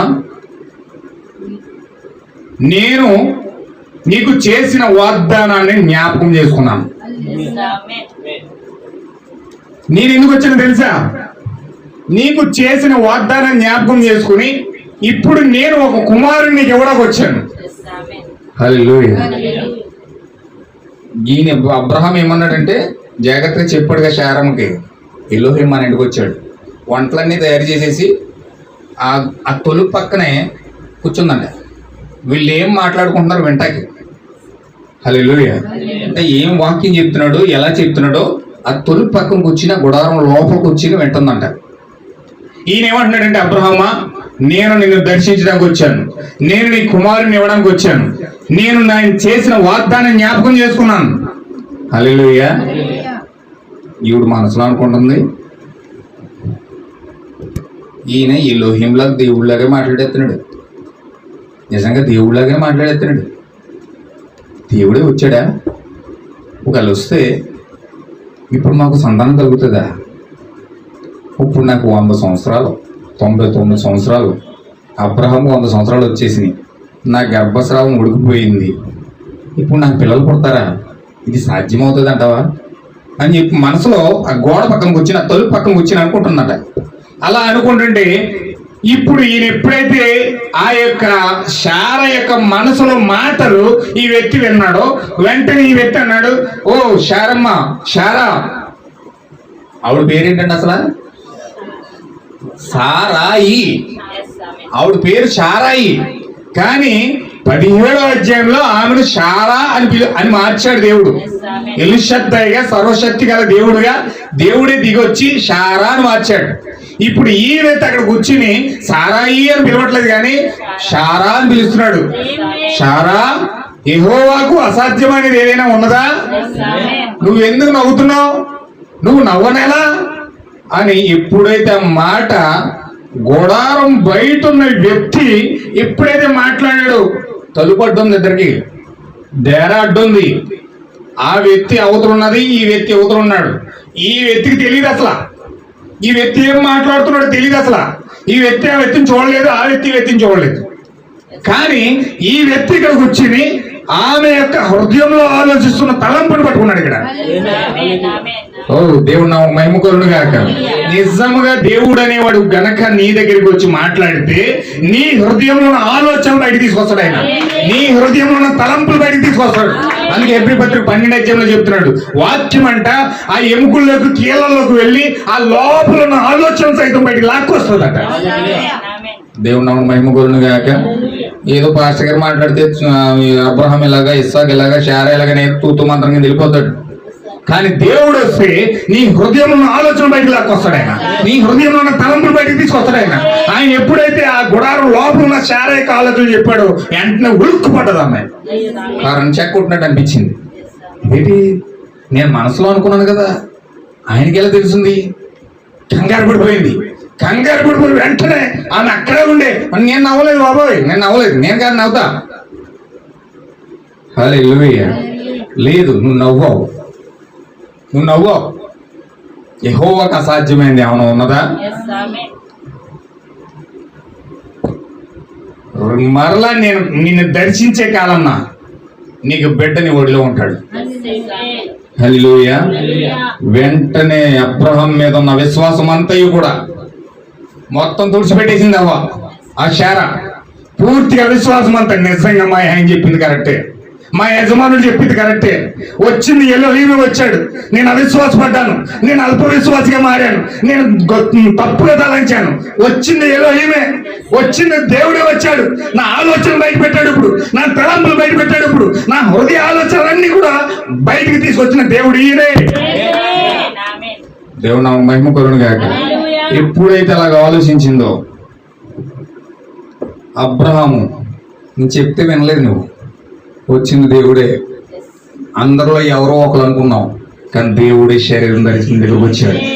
ఇప్పుడు మనకు వాగ్దానం చేసిన దేవుడు, ఇప్పుడు వరకు ఏదో స్వరం విన్నాను, అక్కడ గాలిలో విన్నాను ఆ స్వరం, ఆ చెట్టులో నుంచి విన్నాను, ఆ వృక్షం నుంచి విన్నాను, రకరకాల శబ్దాల్లో నుంచి ఆ స్వరాన్ని విన్నాను, కానీ ఇప్పుడు నేరుగా దేవుడే శరీరం ధరించుకొని వచ్చి నాతో మాట్లాడటం నేను చూస్తా ఉన్నాను. ఓ దేవుడు నా మహిమ కలుగును గాక. ఇప్పుడు ఆ దేవుడు నన్ను దర్శించాడు, ఆ ఎలోహీము నన్ను దర్శించాడు, ఎలోషద్దైగా దేవుడు నన్ను దర్శించాడు, మెల్కీషెదెకుగా దేవుడు నన్ను దర్శించాడు. ఇప్పుడు ఎలోహీమే దేవుడే నేరుగా శరీరం ధరించుకుని నా దగ్గరికి వచ్చాడు. హల్లెలూయా. ఇప్పుడు నేను చాలా సంతోషిస్తా ఉన్నాను, చాలా ఆనందంతో, చాలా సంతోషంతో దేవుడు వెంబడించడం మొదలు పెట్టాడు. దేవుడు నా మహిమ కలుగును గాక. ఇప్పుడు దేవుడు వచ్చినట్లుగానే, దేవుడు సెలవు ఇచ్చినట్లుగానే ఇప్పుడు అవి ఎత్తొచ్చి చక్కగా దేవుడికి ఇంకా ఎక్కువ సాక్ష్యం ఇస్తున్నాడు. జన్మలకు తండ్రి అంటే నేనే జన్మలకు తండ్రి, నన్ను ఆల్రెడీ దేవుడు జన్మలకు తండ్రిగా చేసేసాడు. ఇప్పుడు సమాధానం మారిపోయింది. వాళ్ళు ఎగతాళి చేస్తుంటే ఈయన ఎగతాళిగానే చెప్తున్నాడు సమాధానం. ఆయన దాన్ని ఏమాత్రం నిరుత్సాహపడతలేదు. హాస్పిటల్కి వెళ్ళారట.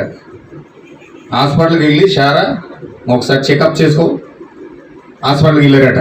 హాస్పిటల్కి వెళ్తే నువ్వు నా భార్య ప్రెగ్నెంట్ అవబోతా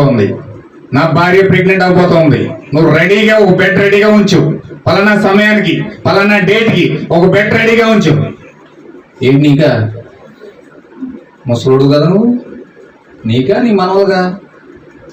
లేదు నాకే నేనే తండ్రి కాబోతున్నాను, నేను నా కొడుకు పుట్టబోతున్నాడు. దేవుడు చెప్పాడు, ఆయన పేరు కూడా చెప్పాడు, ఇస్సాకు అని పేరు పెడతామని చెప్పాడు. ఆయన నా కొడుకు, నాకు పుట్టబోతున్నాడు ఇస్సాకు. ఏం మాట్లాడుతున్నావు అసలు అబ్రహ్మ? పిచ్చెట్టేసింది నీకు. ఆమె ఎలా ఉందో చూసావా? ముడతలు పడిపోయి ఊగుతా ఉంది. ఈ సమయంలో పిల్లలు పుడితే చచ్చిపోతారయ్యో బాబు. లేదు, దేవుడు మరణాన్ని కూడా జీవంగా మార్చే దేవుడైనా, ఆ ముడతలన్నీ తీసేసి ఒక మాధుర్యంగా మార్చే దేవుడైనా ఆయన నా దేవుడు, నా ప్రభువు యేసుక్రీస్తు. నేను ఆయన వెంబడిస్తున్నాను, ఆయన నాకు వాగ్దానం చేశాడు. ఆ వాగ్దానం ఇప్పుడు ఫుల్ఫిల్ కాబోతా ఉంది. నువ్వు మంచి బెడ్ రెడీ చేయి అని చెప్పాడు. హల్లెలూయా. సరే ఎంత ఫీజు అవుతుంది కట్టి, సరే వెళ్ళిపోయారు. అబ్రహాము శారా ఒక చెప్పుల షాప్కి వెళ్ళారట. చెప్పుల షాప్కి వెళ్ళి ఒక 1 year బాబుకి ఒక మంచి జత చెప్పు తీవయ్య అన్నాడండి. ఏడి మనోడేడి? ఎక్కడ ఉన్నాడు మనోడు? ఎక్కడ ఉన్నాడు? మనోడు లేడు. నా కొడుకు పుట్టబోతున్నాడు, ఇగో గర్భంలో ఉన్నాడు అక్కడ. హల్లెలూయా. ఆ గర్భంలో ఉన్నాడు. మంచి జత్తి అంటే ఆ చెప్పులు అమ్మడానికి కిందని పై చూసాడట. కడుపులో ఉన్నవాడికి చెప్పులు జతలు చేయమంటే నీకు ఏం తెచ్చి పట్టిందా? లేదు, దేవుడు నాకు వాగ్దానం చేశాడు. ఆ వాగ్దానం ఇప్పుడు నా ఇస్సాకు బయటికి రాబోతున్నాడు. నీ క్లారిటీ ఉందా? పుట్టేది అమ్మాయి అయితే ఏం చేద్దాం? లేదు, అమ్మాయి కాదు పుట్టేది. దేవుడు నాకు వాగ్దానం చేశాడు, అతని పేరు ఇస్సాకు. ఇస్సాకే బయటకు వస్తాడు. హల్లెలూయా. ఈ చేష్టలన్నీ ఎలా ఉన్నాయండి? పెచ్చ చేష్టలాగా ఉన్నాయన్నమాట. ఇక్కడ ఏమీ లేదు. ఈమెమో ముసలి కూడా అయిపోయింది, గర్భం లేదు, ఏమీ లేదు. కానీ ఈయన చేసే ప్రసంగాలు ఎలా ఉన్నాయంటే, ఈయన చేసే వాక్యాలన్నీ ఎలా ఉన్నాయంటే, ఈయన చెప్పే మాటలన్నీ ఎలా ఉన్నాయంటే, అక్కడ ఏదో జరిగిపోతున్నట్టుగా ఉంది. అక్కడ ఏదో ఆ బాబు అతనికి అంతా వచ్చేసినట్టుగా ఉంది. అతను ఆ విధంగా మాట్లాడుతున్నాడు, కానీ అక్కడ ఏమీ లేదు. హల్లెలూయా. దేవుని నామమునకు మహిమ కలుగును గాక. ఇప్పుడు అబ్రహాం ఆ విధంగా వెళ్ళి ఆ చెప్పుల షాప్కి వెళ్తున్నాడు, ఆ బట్టల షాప్కి వెళ్ళాడట. 6 నెలల బాబుకు బట్టలు తీ అన్నాడండి. ఏడు అబ్బాయిని చెప్తుంది కదా, మేము చెప్పలేము. సైజ్ తెలియాలి కదా, సైజ్ అవుతూ 6 నెలల బాబుకి ఇచ్చి, ఏది మనవాడి గట్టికి వెళ్తున్నావా? మనవాడేడి లేదు, నాకు మనవాళ్ళు లేదు, కొడుకు పుట్టపోతున్నాడు, అది గర్భంలో ఉన్నాడు. ఈ అబ్బాయికి అమ్మ శారమ్మ నువ్వమ్మా చెప్పమ్మా, ఆయన ఇంటలేదు. ముసలి వయసు వచ్చేసింది కదా, ముసలి వయసులో ఏ తేడా మాటలు మాట్లాడుతున్నాడు ఆయన. వయసు ముదిరిపోయింది కదా, ఏం మాటలు అన్నీ ముతకేసి మాట్లాడేస్తున్నాడు. నువ్వన్నా చెప్పమ్మా. ఆ శారమ్మ వింటున్నావా? లేదు నాయన, నా భర్త చెప్పింది సత్యమే. నా భర్త ఎలుషద్దాన్ని కలుసుకున్నాడు, నా భర్త ఎలోహిం కలుసుకున్నాడు. నేను నీలాగే అవిశ్వాసం ఉంచి ఎక్కడ గుడారం లోపల నవ్వుకున్నాను, కానీ ఆయన నాతో మాట్లాడాడు, నా యొక్క హృదయాలన్నీ బయట తీసుకొచ్చాడు. ఆయన వచ్చి సాక్ష్యం ఇస్తూ ఉన్నాడు. ఆయన ఎప్పుడైతే ఆ విధ కార్యాలు చూసానో నాకు నమ్మకం కుదిరిపోయింది. ఆయనే నాకు వాగ్దానం చేశాడు, ఇప్పుడు నాకు బిడ్డ పుట్టబోతున్నాడు. ఆయనకే నువ్వు బట్టలు ఇయ్యి. మీ ఇద్దరు మొత్తం పెంచ ఎక్కువ, మీ ఆయనకి ఎక్కింది అనుకుంటే నీకు కూడా ఎక్కువైంది అనమాట. హల్లెలూయా. సరే, నాకు ఎందుకు వచ్చింది గడవ, కానీ ఇగో బట్టలు ఇగో నాకు డబ్బులు ఇచ్చేది సరిపోతుంది. హల్లెలూయా. అబ్రహాం అలా చాటించుకుంటూ చక్కగా వెళ్తున్నాడు. సరిగ్గా ఫిబ్రవరి 28వ తారీఖున సరిగ్గా సమయం వచ్చేటప్పటికి ఆ సమయంలో శారా గర్భంలో తలుపున ఒక్క మెరుపు మెరిసిందంట. ఏమండి యజమానుడా, నాకు ఎందుకు ఇవాళ చాలా వికారంగా ఉంది, కడుపులో ఏదో తేడాగా ఉంది, ఏదో మొత్తం మీద నాకు కళ్ళు తిరిగిపోతున్నాయి, పక్క నుంచి వాంటింగ్స్ అయ్యేలా ఉన్నాయి, చాలా నీరసంగా ఉంది, ఏంటో నాకు అర్థం కావట్లేదు. ఏదో శోధన నాకు అది వస్తుంది, నా కోసం ప్రార్థన చేయి యజమానుడు అంటుంది. అబ్రహాము అన్నాడు, పిచ్చిదానా, ఇంతకాలం దేనికోసం ఎదురు చూసావో, ఏ వాగ్దానం అయితే ఎదురు చూసావో, దేనికోసం అయితే సాక్ష్యం ఇచ్చావో, ఆయనే వచ్చి నీ గర్భంలోకి వచ్చే సమయం వచ్చింది. నీ గర్భంలోకి వచ్చాడు ఆయన, గర్భం తెరవబడింది, నీకు దేవుడు కార్యం చేశాడు, నిన్ను రూపాంతరపరిచాడు. హల్లెలూయా. రాత్రి ఏం జరిగిందో తెలుసా? రాత్రి మన జీవితంలో రూపాంతరం జరిగిపోయింది, మనం యవనస్తులుగా మారిపోయాం. ఇప్పుడు నీ గర్భంలో ఒక శిశువు పెరుగుతూ ఉన్నాడు, నీ గర్భం తెరిచాడు దేవుడు. ఓ దేవుడు నాకు మహిమ కలుగును గాక. చాలా సంతోషంగా ఉంది. ఇద్దరు భార్య భర్తలు ఇద్దరు యవనస్తులుగా మారిపోయారు. ఇప్పుడు 100 సంవత్సరాల వయసు ఉన్న వాళ్ళు యవనస్తులుగా మారిపోయారు. ఇప్పుడు యవనస్తులుగా మారిపోయి దేవునితో ప్రయాణం చేస్తూ ఉన్నారు.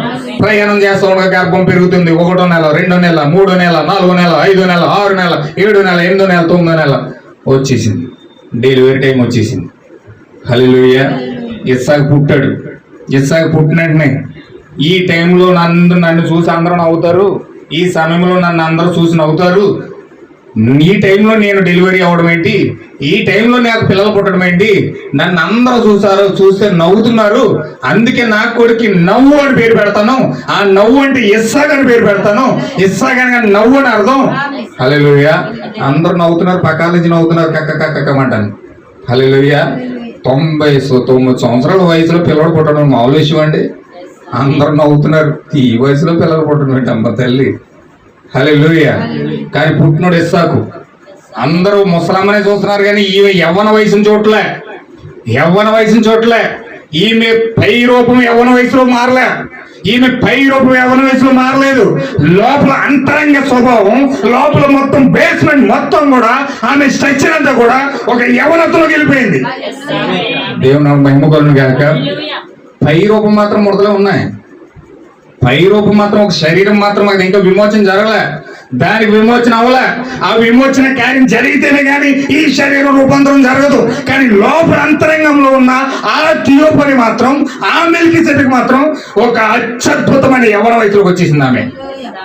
ఆ యవ్వన వయసు వచ్చి గర్భం ఎప్పుడైతే రూపాంతరపరచబడ్డాదో, ఆ చచ్చిపోయిన ఉడుకుపోయిన గర్భం రూపాంతరపరచబడి 18 వయసులో ఉన్న గర్భంలో మారిపోయింది. అది దేవుని మహిమ కలుగును గాక. ఎప్పుడైతే గర్భంలో నుంచి ఇస్సాకు వచ్చాడో, అందరం ముసలితనం చూసి నవ్వుకుంటున్నారు, కానీ లోపల ఉన్న యవ్వనత్వాన్ని ఎవడో చూడలేదు. దేవుని మహిమ కలుగును గాక.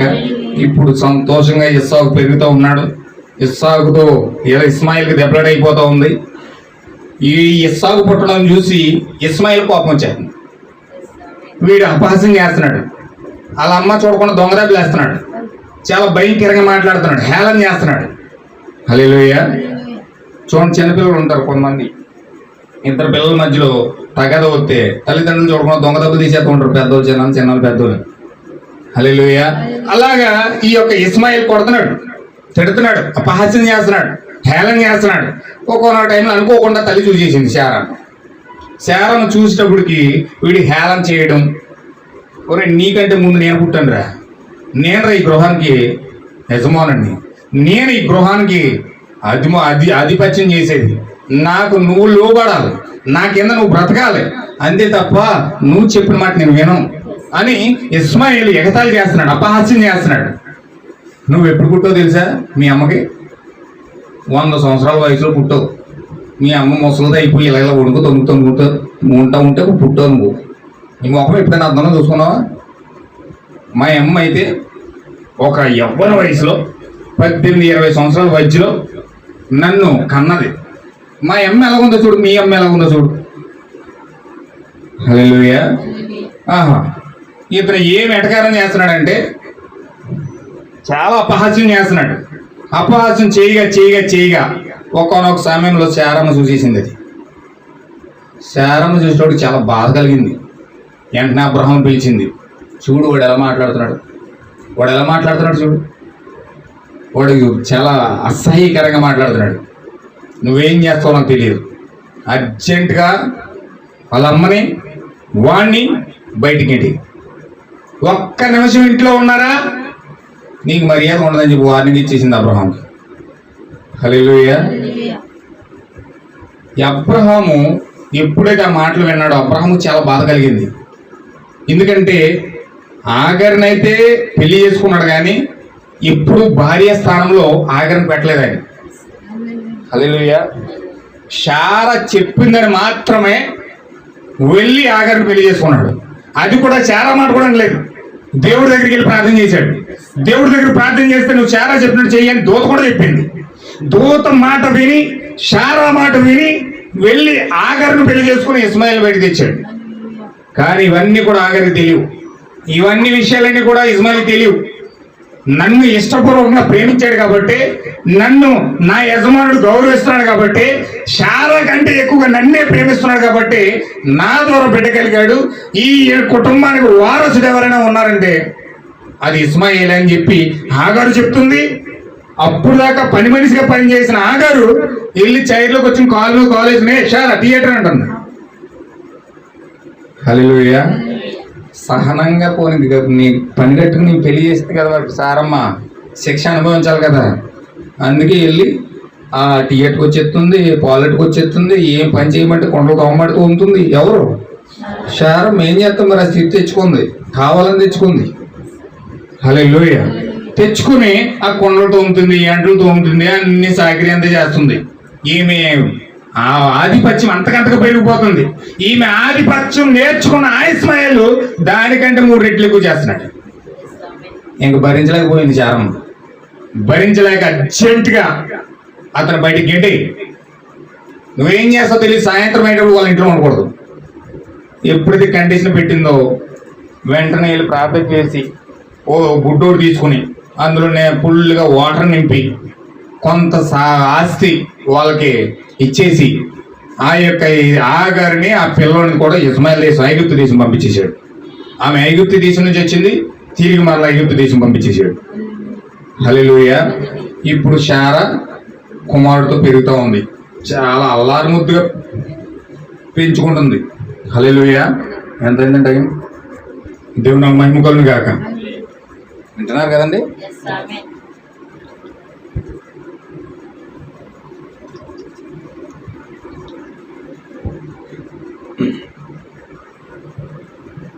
వేడి చాలా ఎక్కువ ఉంది, కొంచెం ఉప్పు పట్టాను. హల్లెలూయా. ఈ శారా చక్కగా చాలా గారాభంగా పెంచుతుంది. ఇప్పుడు అల్లారు ముద్దుగా పెంచుతుంది. ఎందుకంటే లేక పుట్టాడు ఇస్సాకు. చాలా గారంగా పెంచుతుంది, చాలా అల్లారముద్దుగా పెంచుతుంది. ఇంకా కుమారుడే సర్వస్వం అన్నట్టుగా చూసుకుంటుంది. అబ్రహాం కూడా మర్చిపోయింది, దేవుడు మర్చిపోయింది. కుమారుడే శాశ్వతం అనుకుంటుంది. కుమారుడే, ఇంకా నా కుమారుడే దృష్టి అంతా కూడా కుమారుడి మీద పెట్టేసింది. అంత ఇష్టపూర్వకంగా కుమారుడు పెంచుకుంటూ శారం వెళ్తా ఉంది. ఈలోగా ఆ కుమారుడికి 12 సంవత్సరాలు వచ్చేసినాయి. 12 సంవత్సరాలు వచ్చేసిన తర్వాత ఇప్పుడు ఈ శారం యొక్క ఇష్టాన్ని చంపాలి. అబ్రహాము యొక్క ప్రేమ ఎంత ఉందో దేవుడు తెలుసుకోవాలి. హల్లెలూయా. ఇప్పుడు దేవుడు ఏం చేశాడంటే మెల్లగా అబ్రహాం దగ్గరికి వచ్చి, అబ్రహామా, నేను నీకు ఎన్ని ప్రత్యక్షతలు ఇచ్చాను, ఎన్ని విధాలుగా నీ దగ్గర ప్రత్యక్షమయ్యాను. ఎలీషాగా ప్రత్యక్షమయ్యాను, యెహోవా ఈరేగా ప్రత్యక్షమయ్యాను, సర్వశక్తి గల దేవుడుగా ప్రత్యక్షమయ్యాను, ఎలోహీంగా నీ దగ్గరికి వచ్చాను. ఇప్పుడు నేను నీ వద్దకు వస్తున్నాను, నీ దగ్గర నేను ప్రత్యక్షమవుతూ ఉన్నాను.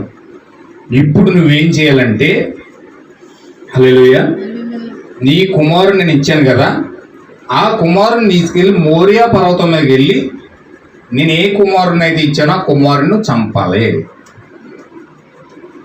హల్లెలూయా. ఇప్పుడు నేను ఇచ్చిన కుమారుణ్ణి మోరియా పర్వతం మీదకి వెళ్ళి ఆ పర్వతం మీద నువ్వు చంపాలని చెప్పాడు. దేవుడు నాకు మహిమ కలుగునుగా. చదవండి ఒకసారి 22 అధ్యాయం ఆదికాండము 22 స్టార్టింగ్ నుంచి చదవండి. ఆ సంగతులు జరిగిన తరువాత దేవుడు అబ్రహామును పరిశోధించింది.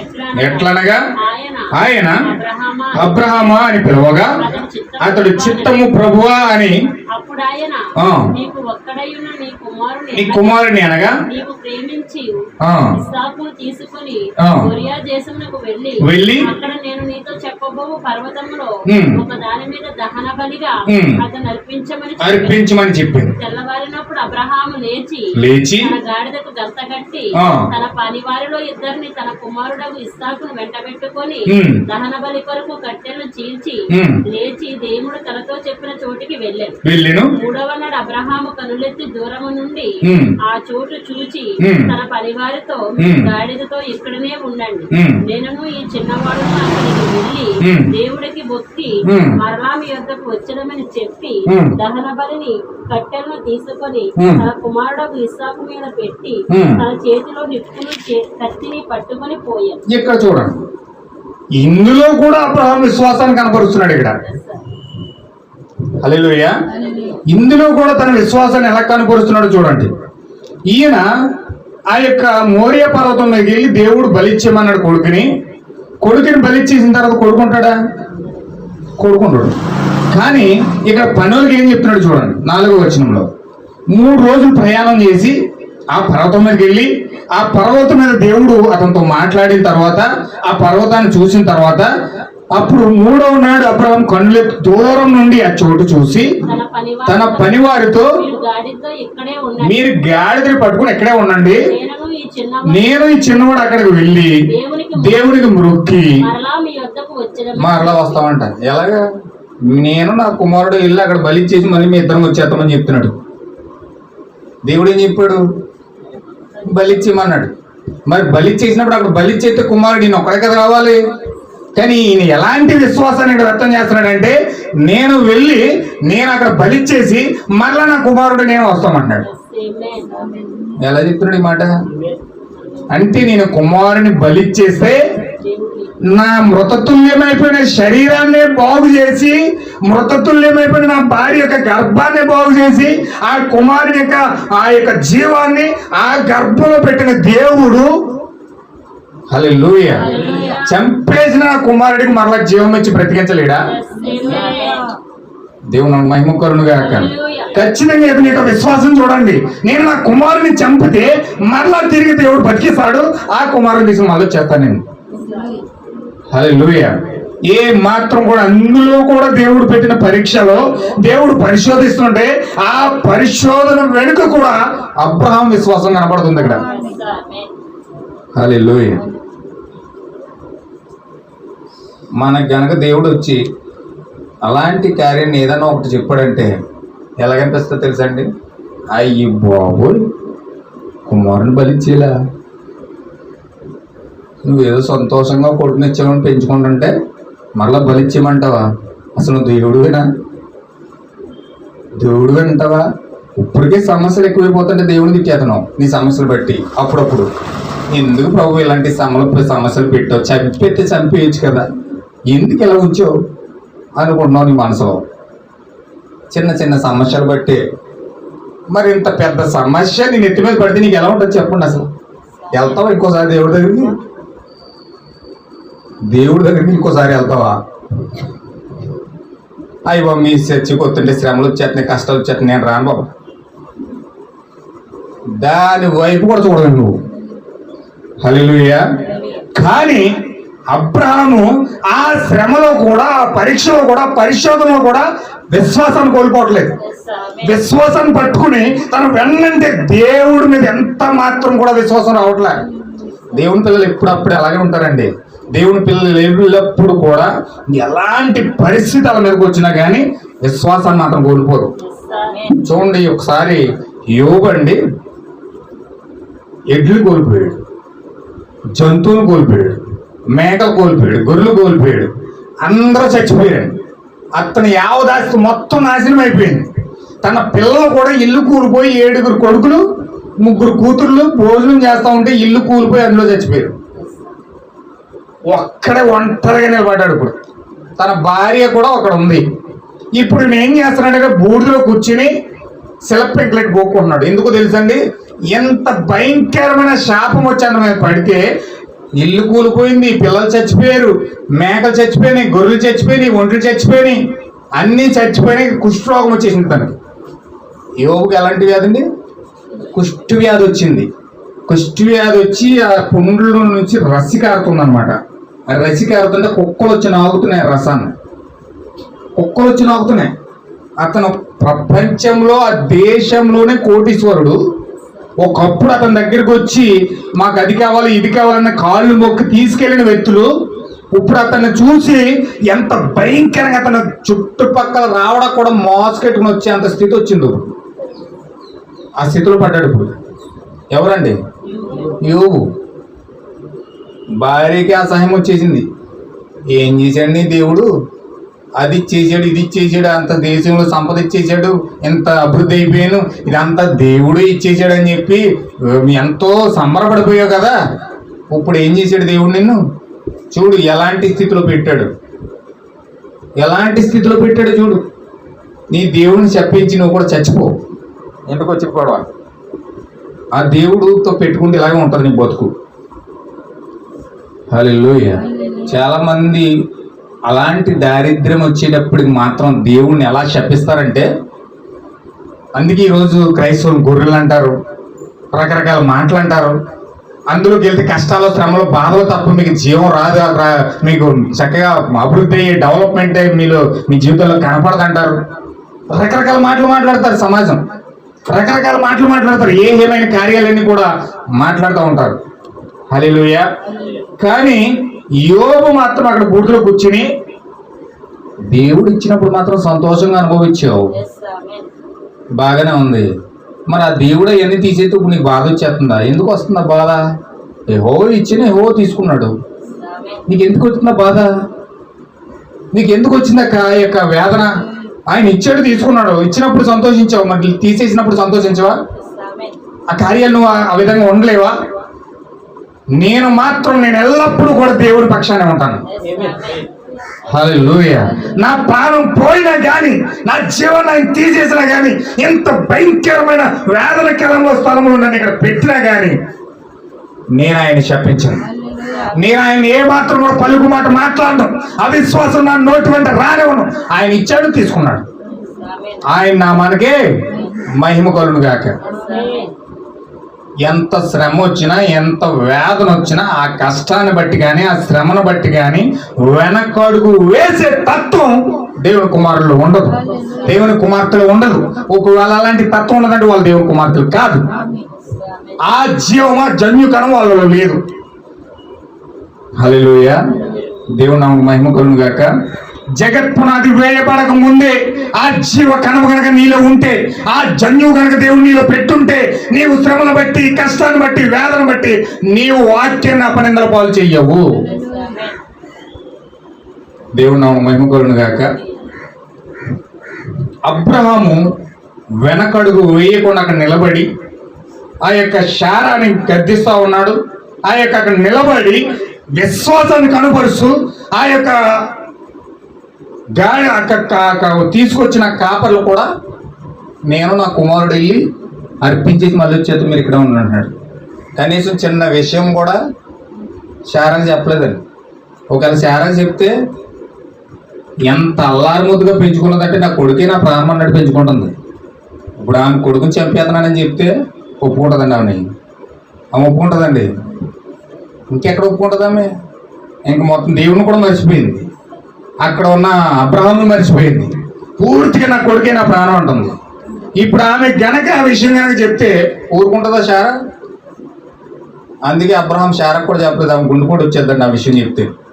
ప్రవక్త అంటున్నాడు ఆ విషయం కనుక శారా చెప్తే శారా గుండు కూడా వచ్చేద్దట, దేవుడు ఇలా చెప్పాడని. దరిదప్పులు కూడా మళ్ళీ దేవుడు దగ్గరికి వెళ్దట. అలాంటి మనస్తత్వం శారాకు ఉంది. అందుకని శారాకి చెప్పకుండా, ఆ శారా కనీసం చిన్న ఇంటి కూడా ఇవ్వకుండా మెల్లగా కాపరం తీసుకుని మెల్లగా ఇస్సాకుని తీసుకుని వెళ్ళిపోయాడు. ఇస్సాకు ఈ కాపర్కి ఏం చెప్తున్నాడు, మీరు ఇక్కడే ఉండండి, కొండ కిందే ఉండండి, నేను వెళ్ళి అర్పించేసి నా కుమారుడు నేను మళ్ళీ తిరిగి వచ్చేస్తామని చెప్తున్నాడు. హల్లెలూయా. ప్రతి అడుగులో కూడా విశ్వాసాన్ని వ్యక్తం చేస్తున్నాడు ఆయన. ప్రతి అడుగులో కూడా విశ్వాసాన్ని వ్యక్తం చేస్తున్నాడు. అప్పుడేం జరిగిందో చూడండి. దహన బలికి కట్టెలు తీసుకొని తన కుమారుడు ఇస్సాకు మీద పెట్టి తన చేతితో నిప్పును కట్టెని పట్టుకొని పోయాను. వారిద్దరు కూడి వెళ్ళుచుండగా ఇస్సాకు తన తండ్రి అయిన అబ్రహాముతో నా తండ్రి అని పిలిచాను. అతడు ఏమి నా కుమారుడా అన్నాను. అప్పుడు అతడు నిప్పును కట్టెలు ఉన్నవి గాని దహన బలికి గొర్రెపిల్ల ఏది అని అడగగా అబ్రహాము నా కుమారుడా, దేవుడే దహన బలికి గొర్రెపిల్లను చూసుకొనని చెప్పాను. దేవుడు నా మహిమ కలుగును గాక. ఇప్పుడు కొంచెం ఎదరికి వెళ్ళిన తర్వాత కట్టెలన్నీ ఎత్తేసి ఇస్సాకు భుజం మీద ఎట్టేసాడు. ఇస్సాకు భుజం మీద ఎట్టేసిన తర్వాత ఇస్సాకి సగం దూరం ఎక్కిన తర్వాత ఇస్సాకు డౌట్ వచ్చింది, ఏం డాడీ కట్టెలు అట్టేది పట్టుకొస్తున్నాం, కట్టెలు అయితే రెడీగా ఉన్నాయి, మరి గొర్రెపిల్ల ఏది? గొర్రెపిల్ల తీసుకురావాలి కదా, మరి దహన బలి చేయాలని గొర్రెపిల్ల కావాలి కదా, ఏది గొర్రెపిల్ల? అప్పుడు అబ్రహాము అన్నాడు, ఓ నా కుమారుడా, దేవుడే దహన బలికి గొర్రెపిల్ల సిద్ధం చేయను అంటున్నాడు. ఆ మాట ఎప్పుడైతే అన్నాడు ఇస్సాకు అర్థమైంది. అంటాడు, ఓహో ఆ గొర్రెపిల్ల నేనే అనమాట. ఇస్సాకు పరిపూర్ణంగా అర్థమైపోయింది, ఇప్పుడు నన్ను గొర్రెపిల్లగా మా డాడీ నన్ను చంపబోతా ఉన్నాడు, నేనే ఆ గొర్రెపిల్లగా ఉండబోతా ఉన్నాను అని ఎప్పుడైతే అర్థమైందో ఈ యొక్క ఇస్సాకు కూడా మరొక మారు మళ్ళీ అడగలేదట. ఆ గొర్రెపిల్ల ఏదైనా అడగలేదట. ఆ గొర్రెపిల్ల నేనే అని ఎప్పుడైతే అర్థమైందో అబ్రహాము తీసుకెళ్లి ఇస్సాకును పట్టుకొని కాళ్ళు చేతులు పెడుతున్నాడు. ఇదేం డాడీ, గొర్రెపిల్ల దేవుడు చూసుకుంటాడని చెప్పావు కదా, మరి గొర్రెపిల్ల వచ్చేదాకా ఉండొచ్చు కదా, నన్ను కడుతున్నావు అని మాట కూడా అడగట్లేదు ఇస్సాకు. ఎందుకని? దేవుడే ఆ గొర్రెపిల్లగా నిన్నే సిద్ధం చేశాడు నాయన అని చెప్పాడు అక్కడ.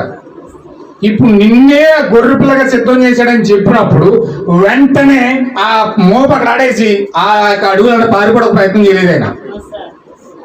హల్లెలూయా. ఇప్పుడు ఆ కుమారుడు ఎంతకాలం లోపడుతున్నాడంటే చంపుతానన్నా సరే ఆ కాలు వెనకడు గీయట్లేదు. వెంటనే కాళ్ళు చేతులు కట్టేశాడు, ఆ యొక్క కట్టెలు పేర్చేశాడు, ఆ కట్టెల మీద ఇస్సాకును పండబెట్టాడు. ఇస్సాకును పండబెడితే కనీసం మాట కూడా మాట్లాడతలేదు ఇస్సాకు. ఆ విధేయత చూడండి, ఆ యొక్క విధేయత చూడండి. అతను ఎంత విధేయత కలిగి ఉన్నాడంటే చిన్న మాట కూడా మాట్లాడలే.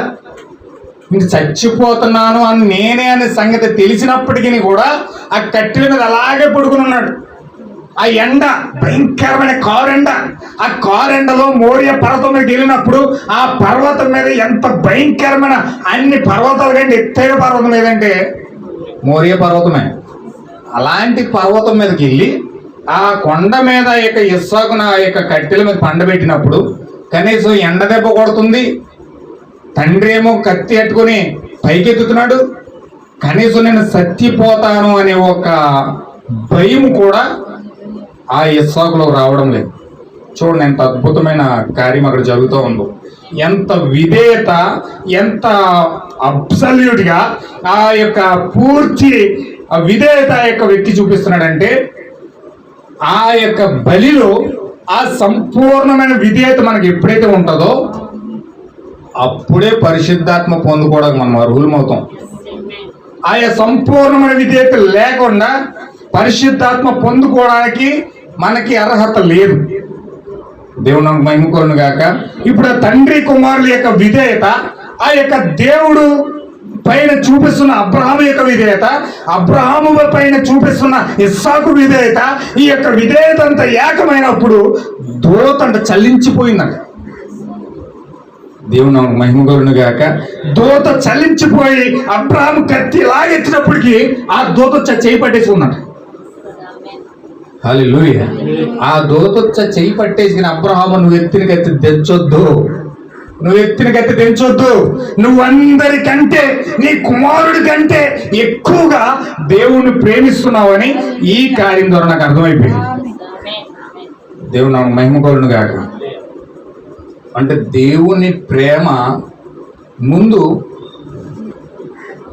ఏ ప్రేమ కూడా నీకు పనిచేయకూడదు. అంతగా నువ్వు దేవుని ప్రేమించాలి. నీలో ఉన్న ప్రేమ దేవుడి మీదే ఉన్నది అని చూపించడానికి నువ్వు చేయాల్సిన ప్రతి కార్యాన్ని చేయాలి. ఈరోజు దేవుని ప్రేమిస్తున్నాను అని చెప్పుకుంటూనే ప్రజలు వాళ్ళ ఇష్టానుసారమైన జీవితాలు జీవిస్తారు. దేవుని ప్రేమిస్తున్నాను, దేవుడు అంటే ఇష్టం అని చెప్పుకుంటూనే వారి ఇష్టానుసారమైన కార్యాలన్నీ కూడా ప్రజలు చేయడానికి ఏ మాత్రం కూడా వెనుకం చేయరు. దేవుడు ఇష్టమంటారు, వాక్యం ఇష్టమంటారు, కానీ వాక్యానుసారంగా నడవరు, వాక్యానుసారంగా జీవించరు. వాక్యం చెప్పినట్టు వారు నడవలేరు. హల్లెలూయా. అలాంటప్పుడు నువ్వు దేవుడు ఇష్టమని నువ్వు ఎలా చెప్తున్నావు? అలాంటప్పుడు దేవుడు ఇష్టమని నువ్వు ఎలాగా నమ్మగలుగుతున్నావు? దేవుడు ఇష్టమని నువ్వు చెప్పవంటే, దేవుడు ఇష్టమని నువ్వు మాట్లాడవంటే ఖచ్చితంగా అబ్రహామును ప్రేమ వ్యక్తపరచినట్లే నీవును కూడా వ్యక్తపరుస్తావు. దేవుడు నాకు మహిమ కలుగును గాక. కానీ మాట ఒకటై ఉండి నీ చేతలు ఇంకోలా ఉన్నాయంటే నీ నోటి నుండి అబద్ధం ఉన్నదని స్పష్టంగా తెలుస్తుంది అన్నమాట. దేవుడు నాకు మహిమ కలుగును గాక. ఎప్పుడైతే కుమారుని బలిచ్చాడో యెహోవా ఈరేగా దేవుడు అక్కడికి వచ్చేసాడు. యెహోవా ఈరేగా అక్కడికి వచ్చి యెహోవా ఈ గొర్రెపిల్లని సిద్ధపరిచి ఇస్సాకు మారుగా అక్కడ ఒక గొర్రెపిల్ల వచ్చేసింది. హల్లెలూయా. ఎప్పుడైతే అక్కడ ఒక పొట్టేలు వచ్చిందో దాన్ని దహన బలిగా దేవుడు అర్పించాడో ఇప్పుడు దేవుడు చెప్తున్నాడు 17వ వచనంలో, నేను నిన్ను ఆశీర్వదించి ఆకాశ నక్షత్రం వలెను సముద్ర తీరమందలి ఇసుక వలెను నీ సంతానం నిశ్చయముగా విస్తరింపజేసేదను, నీ సంతతి వారు తమ శత్రువుల గెవరిని స్వాధీనపరచుకుందరు. దేవుడు ఖచ్చితంగా మనతో మాట్లాడుతున్నాడండి. ఇప్పుడు ఎప్పుడైతే అలాంటి ఉబేయ అక్కడ విధేయత చూపించాడో, అక్కడ ఉబేయ అయ్యాడో, పూర్తిగా దేవుని పట్ల ఆ కార్యాన్ని చూపించాడో, దేవుడు అబ్రహామును ఆశీర్వదిస్తున్నాడు. నేను నిన్ను ఆశీర్వదించి ఆకాశ నక్షత్రం వలెను సముద్ర తీరమందలి ఇసుక వలె చేస్తానని దేవుడు వాగ్దానం చేస్తా ఉన్నాడు. నీ శత్రువులు తమ గవిని స్వాధీనపరచుకుందరని చెప్తా ఉన్నాడు. ఈ కాలం యొక్క ప్రవర్త అన్నిటికంటే అతి గొప్ప పోరాటం అనే మెసేజ్లో శత్రువు అంటే ఎవరంటే చూపిస్తా ఉన్నాడు. నీ శరీరమే నీ శత్రువు అయిందని చెప్పాడు. హల్లెలూయా. ఎవరండి శత్రువులు? శత్రువులు ఎవరంటే బంధువులు, లేకపోతే మనకు నచ్చిన వారు, లేకపోతే మనల్ని ఇబ్బంది పెట్టినవారు, లేకపోతే మనల్ని కష్టాలు పాలు చేసిన వాళ్ళు, వీళ్ళందరినీ కూడా మనం శత్రువులుగా భావిస్తాం. హల్లెలూయా. మనకు నచ్చిన వారిని శత్రువులుగా భావిస్తాం, మనం హింసించిన వారిని శత్రువులుగా భావిస్తాం మనం. కానీ ఇక్కడ విలియం బ్రనమ్ ఏం చెప్తా ఉన్నాడంటే నీ శరీరమే నీ శత్రువు అన్నాడు. ఇప్పుడు నీ శరీరంలో 5 ఇంద్రియాలు ఉన్నాయి, ఆత్మలో 5 ఇంద్రియాలు ఉన్నాయి. ఇప్పుడు నీకు 10 ఇంద్రియాలే నీ శత్రువులుగా మారిపోయారు. నీ 10 ఇంద్రియాలు నీ వశంలో లేవు. ఆ 10 ఇంద్రియాలు చెప్పినట్టు నువ్వు వినవలసి వస్తుంది, కానీ నీవు చెప్పినట్టుగా 10 ఇంద్రియాలు వినడం లేదు. హల్లెలూయా. ఆ 10 ఇంద్రియాలు ఏం చెప్పాడంటే ప్రవక్త, శరీరంలో ఈ ముక్క అని ఒక ఇంద్రియం ఉంది, ఈ నోరు అనే ఒక ఇంద్రియం ఉంది, ఈ కన్ను అనే ఒక ఇంద్రియం ఉంది, ఈ చెవి అనే ఒక ఇంద్రియం ఉంది, ఈ శరీరానికి ఒక స్పర్శ అనే ఒక ఇంద్రియం ఉంది. ఎన్ని ఇంద్రియాలు ఉన్నాయండి? 5 ఇంద్రియాలు ఉన్నాయి. ఈ శరీరంలో 5 ఇంద్రియాలు ఉన్నాయి కాబట్టి నీ కన్ను నీ మాట వింటలేదు. నువ్వు చూడలేదు కూడా చూసేసేటట్లుగా నేను ప్రేరేపిస్తుంది. హల్లెలూయా. నీ మాట వింటుందా? నీ కళ్ళు అక్కడికి వెళ్ళకూడదంటే వింటలేదు. ఏది చూడకూడదో అవి చూస్తున్నాయి. వెంటనే చూసిన దానికోసం నువ్వు ప్రేరేపించబడుతున్నావు. ఆ చూసింది వెంటనే నీకు నచ్చింది అనుకో, వెంటనే నువ్వు ప్రేరేపించబడుతున్నావు. అందం అవని, వస్త్రాలు అవని, లేకపోతే బిల్డింగ్లు అవని, లేకపోతే ఫ్రిడ్జ్లు అవని, లేకపోతే ఏసీలు అవని, లేకపోతే లోకంలో ఏదో ఒకటి ఎవరో ఒక దగ్గర చూస్తావు, నేను కూడా అలా చెయ్యాలనుకుంటావు. ఎవరో ఒకరి దగ్గర నేర్చుకుంటావు, ఎవరో ఒకరిని ఆచి చూస్తావు, అలా నేను కూడా చెయ్యాలనుకుంటావు. అయితే నీ కళ్ళు ద్వారా ఈ కాలం ప్రవక్త చెప్తూ ఉన్నాడు, నీ యొక్క ఇల్లంతటికి లైటింగ్ ఎలాగైతే దీపంగా ఉంటుందో నీ శరీరం అంతటికి దీపం ఏదంటే నీ కన్ను అన్నాడు. నీ శరీరం అంతటికి ఏంటండి దీపం? కన్ను. నీ కన్ను తేటగా ఉంటే నీ శరీరం అంతా తేటగా ఉంటుంది అన్నాడు. అంటే ఒక వ్యక్తిని నువ్వు చూసే విధానం బట్టి నీ యొక్క దేహంలో ఉన్న ఆలోచనలు పరిగెడతా ఉంటాయి.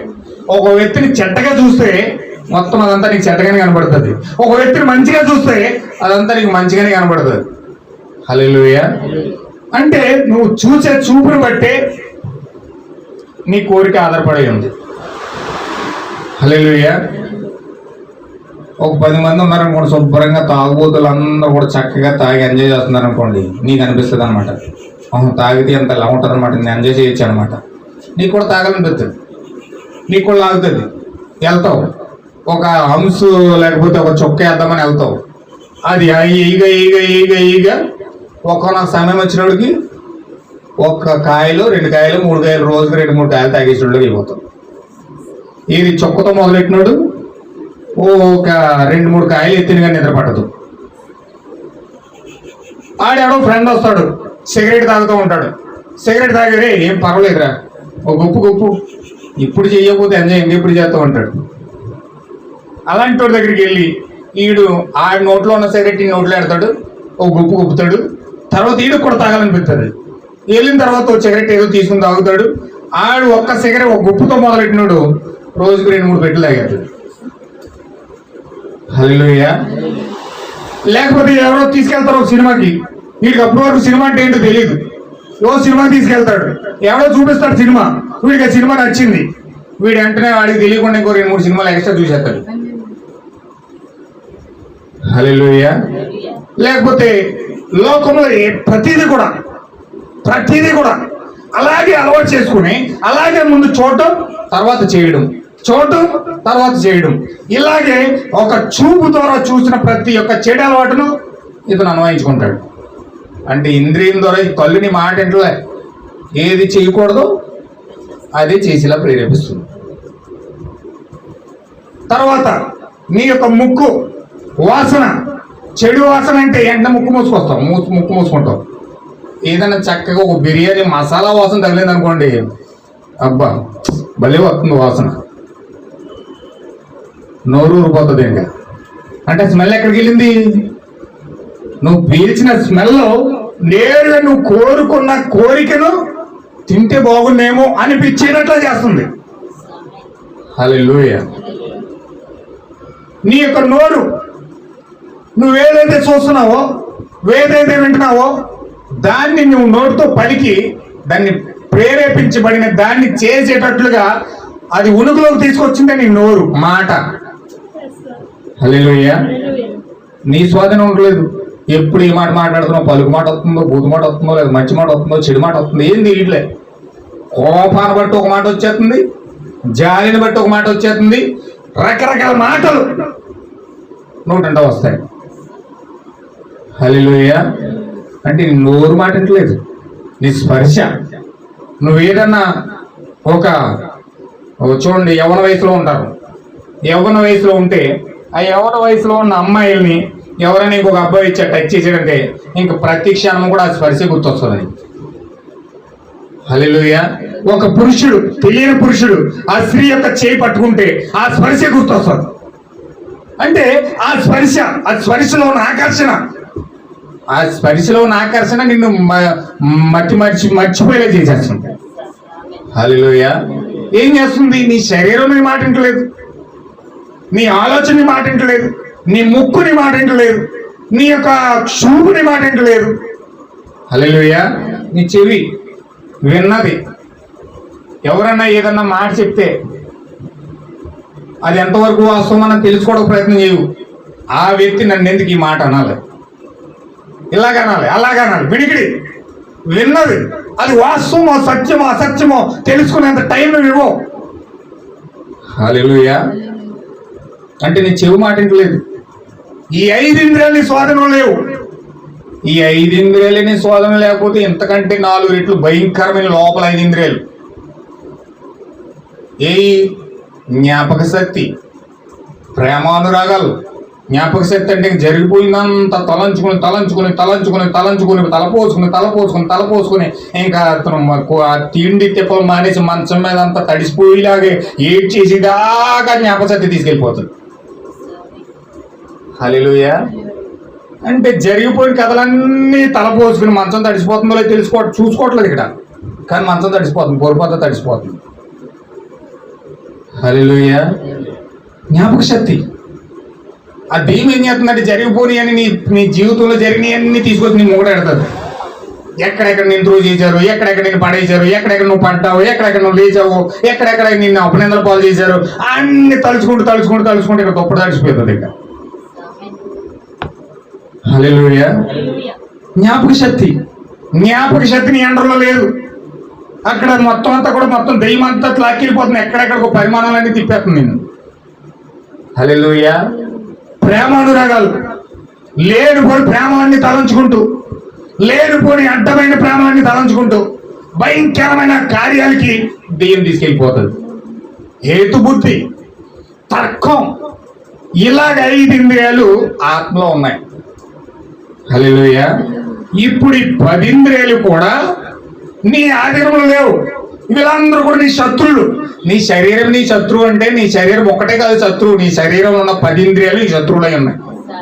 ఇప్పుడు నీ 10 ఇంద్రియాలు కూడా నీకు విరోధంగా పోరాడుతున్నాయి. ప్రతి క్షణము కూడా దాంట్లో యుద్ధం చేస్తా ఉన్నాను. ప్రతి క్షణము కూడా యుద్ధం లేని క్షణము పుట్టినది మొదలుకొని చనిపోయే వరకు ఈ యుద్ధం తప్పదు. హల్లెలూయా. మనిషి ఎవరితో యుద్ధం చేసినా చేయకపోయి నీ మనసుతో మాత్రం ప్రతి క్షణము ప్రతి సెకండ్ కూడా యుద్ధం చేయాల్సి వస్తుంది. హల్లెలూయా. అబ్బే నా జీవితంలో ఏ యుద్ధం లేదంటే ఎవరు ఒప్పుకోరు. ప్రతి క్షణము కూడా నీలో యుద్ధం ఉంది. ఇప్పుడు 10 ఇంద్రియాలు నీతో యుద్ధం చేస్తా ఉన్నాయి. ఆ 10 ఇంద్రియాలతో నువ్వు యుద్ధం చేస్తున్నావు. ఆ 10 ఇంద్రియాలు పడగొట్టేస్తున్నాయి. నిన్ను పడుతున్నావు, మళ్ళీ ఎలా లేవాలో కూడా తెలియట్లేదు. లేచాను, నిలబడ్డాను, ఇళ్ళకిల్లా నిలబడ్డాను అనుకుంటే మళ్ళీ దెబ్బ వేస్తుంది, మళ్ళీ పట్టకం కింద ఆడుతున్నాం అంతే. హల్లెలూయా. విశ్వాసంలో నేను ఎదగనివ్వకుండా, విశ్వాసంలో పైకి రాకుండా, దేవుని యొక్క కార్యాలు నీళ్ళు జరగకుండా, వాక్యం యొక్క వాగ్దానం నీళ్ళు ఫలించకుండా ఆ యొక్క 10 ఇంద్రియాలు నిన్ను కొడతనే ఉన్నాయి. నువ్వేమో లేకపోతున్నావు.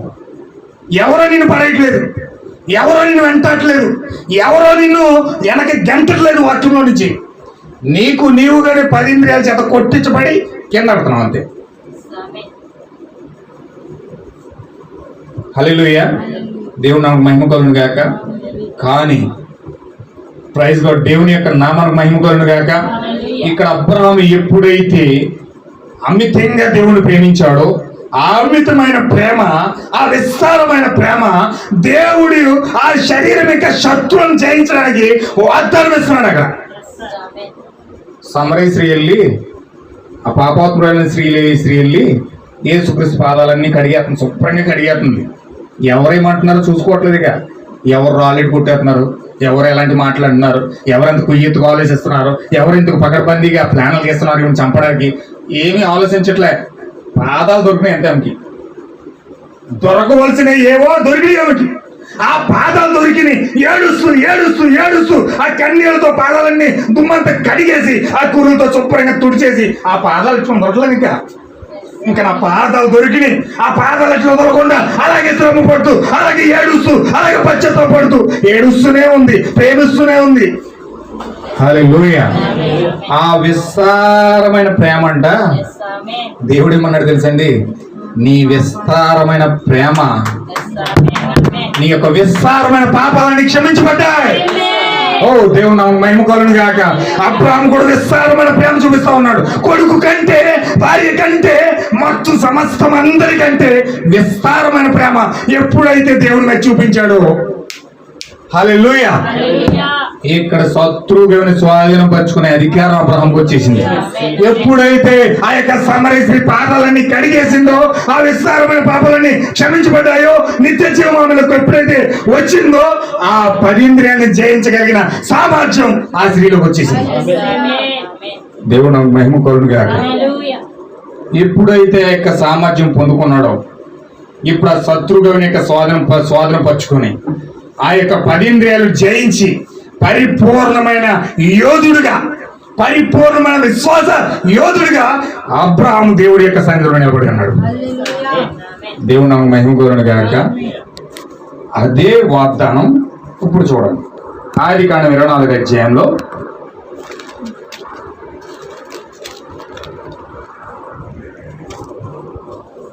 ఆదికాండం 24 అధ్యాయంలో 37వ వచనం మనం చదివితే, 57వ అధ్యాయం వచనం చదివితే, ఆ చిన్నదాన్ని పిలిచి ఏమనో తెలుసుకుందామని చెప్పుకొని రెక్కను పిలిచి, ఈ మనుషులతో కూడా వెళ్ళేదవా అని ఆమెను అడిగినప్పుడు వెళ్ళేదనను. కాబట్టి వారు తమ సహోదరైన రెక్కను, ఆమె దాదిని, అబ్రహాము సేవకుని, అతనితో వచ్చిన మనుషులను సాగనంపినప్పుడు వారు రెక్కతో, మా సహోదరి, నీవు వేల వేలకు తల్లివవుదువు గాక, నీ సంతతి వారు తమ పగవారి గవిని స్వాధీనపరుచుకొందురు గాక అని ఆమెను దీవింపగా. ఆమేన్. హల్లెలూయా.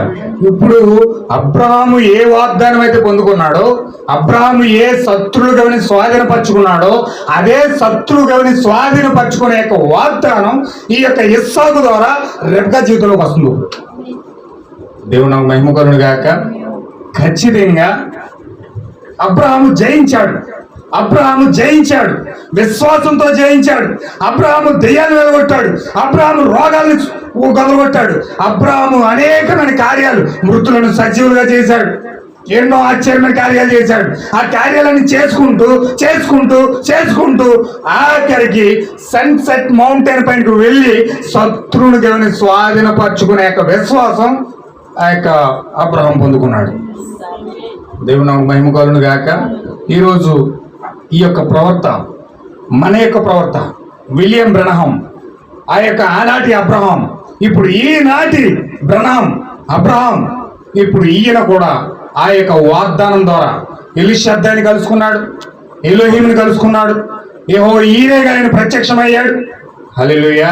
ఇప్పుడు ఆయన ఆ సన్సెట్ మౌంటైన్ పైకి నడుచుకుంటూ వెళ్ళి, ఎప్పుడైతే సన్సెట్ మౌంటైన్ పైన మేఘాన్ని కలుసుకొని, ఎప్పుడైతే అక్కడ ఆ యొక్క శత్రువుని స్వాధీనం పరుచుకునే యొక్క విశ్వాసము, ఆ వాగ్దానము ఎప్పుడైతే విలియం బ్రనహాం పొందుకున్నాడో, హల్లెలూయా, విలియం బ్రనహాం పట్టుకున్న ఆ యొక్క వాగ్దాన వాక్యపు మెసేజ్ని ఏ యొక్క వ్యక్తి పట్టుకుంటుందో, ఏ రెబకా పట్టుకుంటుందో, ఆ రెబకా కూడా అదే వాగ్దానము దేవుడు శత్రువుని స్వాధీనపరుచుకునే యొక్క వాగ్దానము ఆ వ్యక్తికి దేవుడు ఇస్తా ఉన్నాడు.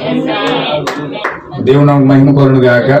ఖచ్చితంగా ఈ వర్తమానం నువ్వు పట్టుకుంటే, ఈ వర్తమానం కనుక నువ్వు వాక్య ప్రకారం నడుస్తే, ఒకవేళ ఈ వర్తమానంలో ఉన్న యేసుక్రీస్తుని కనుక నువ్వు కలుసుకుంటే, ఈ వర్తమానంలో ఉన్న యేసుక్రీస్తుని కనుక నువ్వు వివాహం ఆడితే, ఖచ్చితంగా ఆ యొక్క ఇస్సాకు ద్వారా, ఆ ప్రభు అయిన యేసుక్రీస్తు ద్వారా అదే వాగ్దానం ఇప్పుడు నీ వరకు వస్తా ఉంది.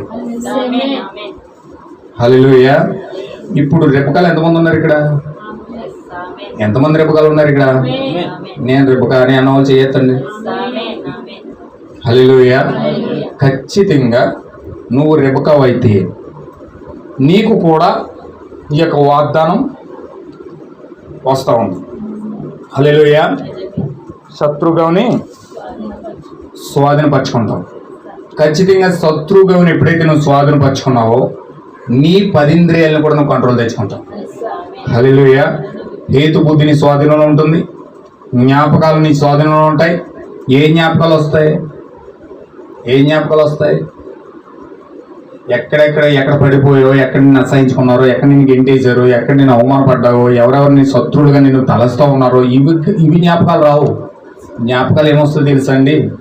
ఒకరోజు ఆ యొక్క యేసుక్రీస్తు, ఆదాము, ఆ యొక్క శిష్యులందరూ కూడా పడవలో ప్రయాణం చేస్తూ ఉన్నారట. హల్లెలూయా. శిష్యులందరూ కూడా పడవలో ప్రయాణం చేస్తూ ఉన్నారట. ప్రయాణం చేస్తూ ఉండి ఒకరి సాక్ష్యాలు ఒకరు పంచుకుంటుంటే అందులో యోహాన్ ఉన్నాడండి.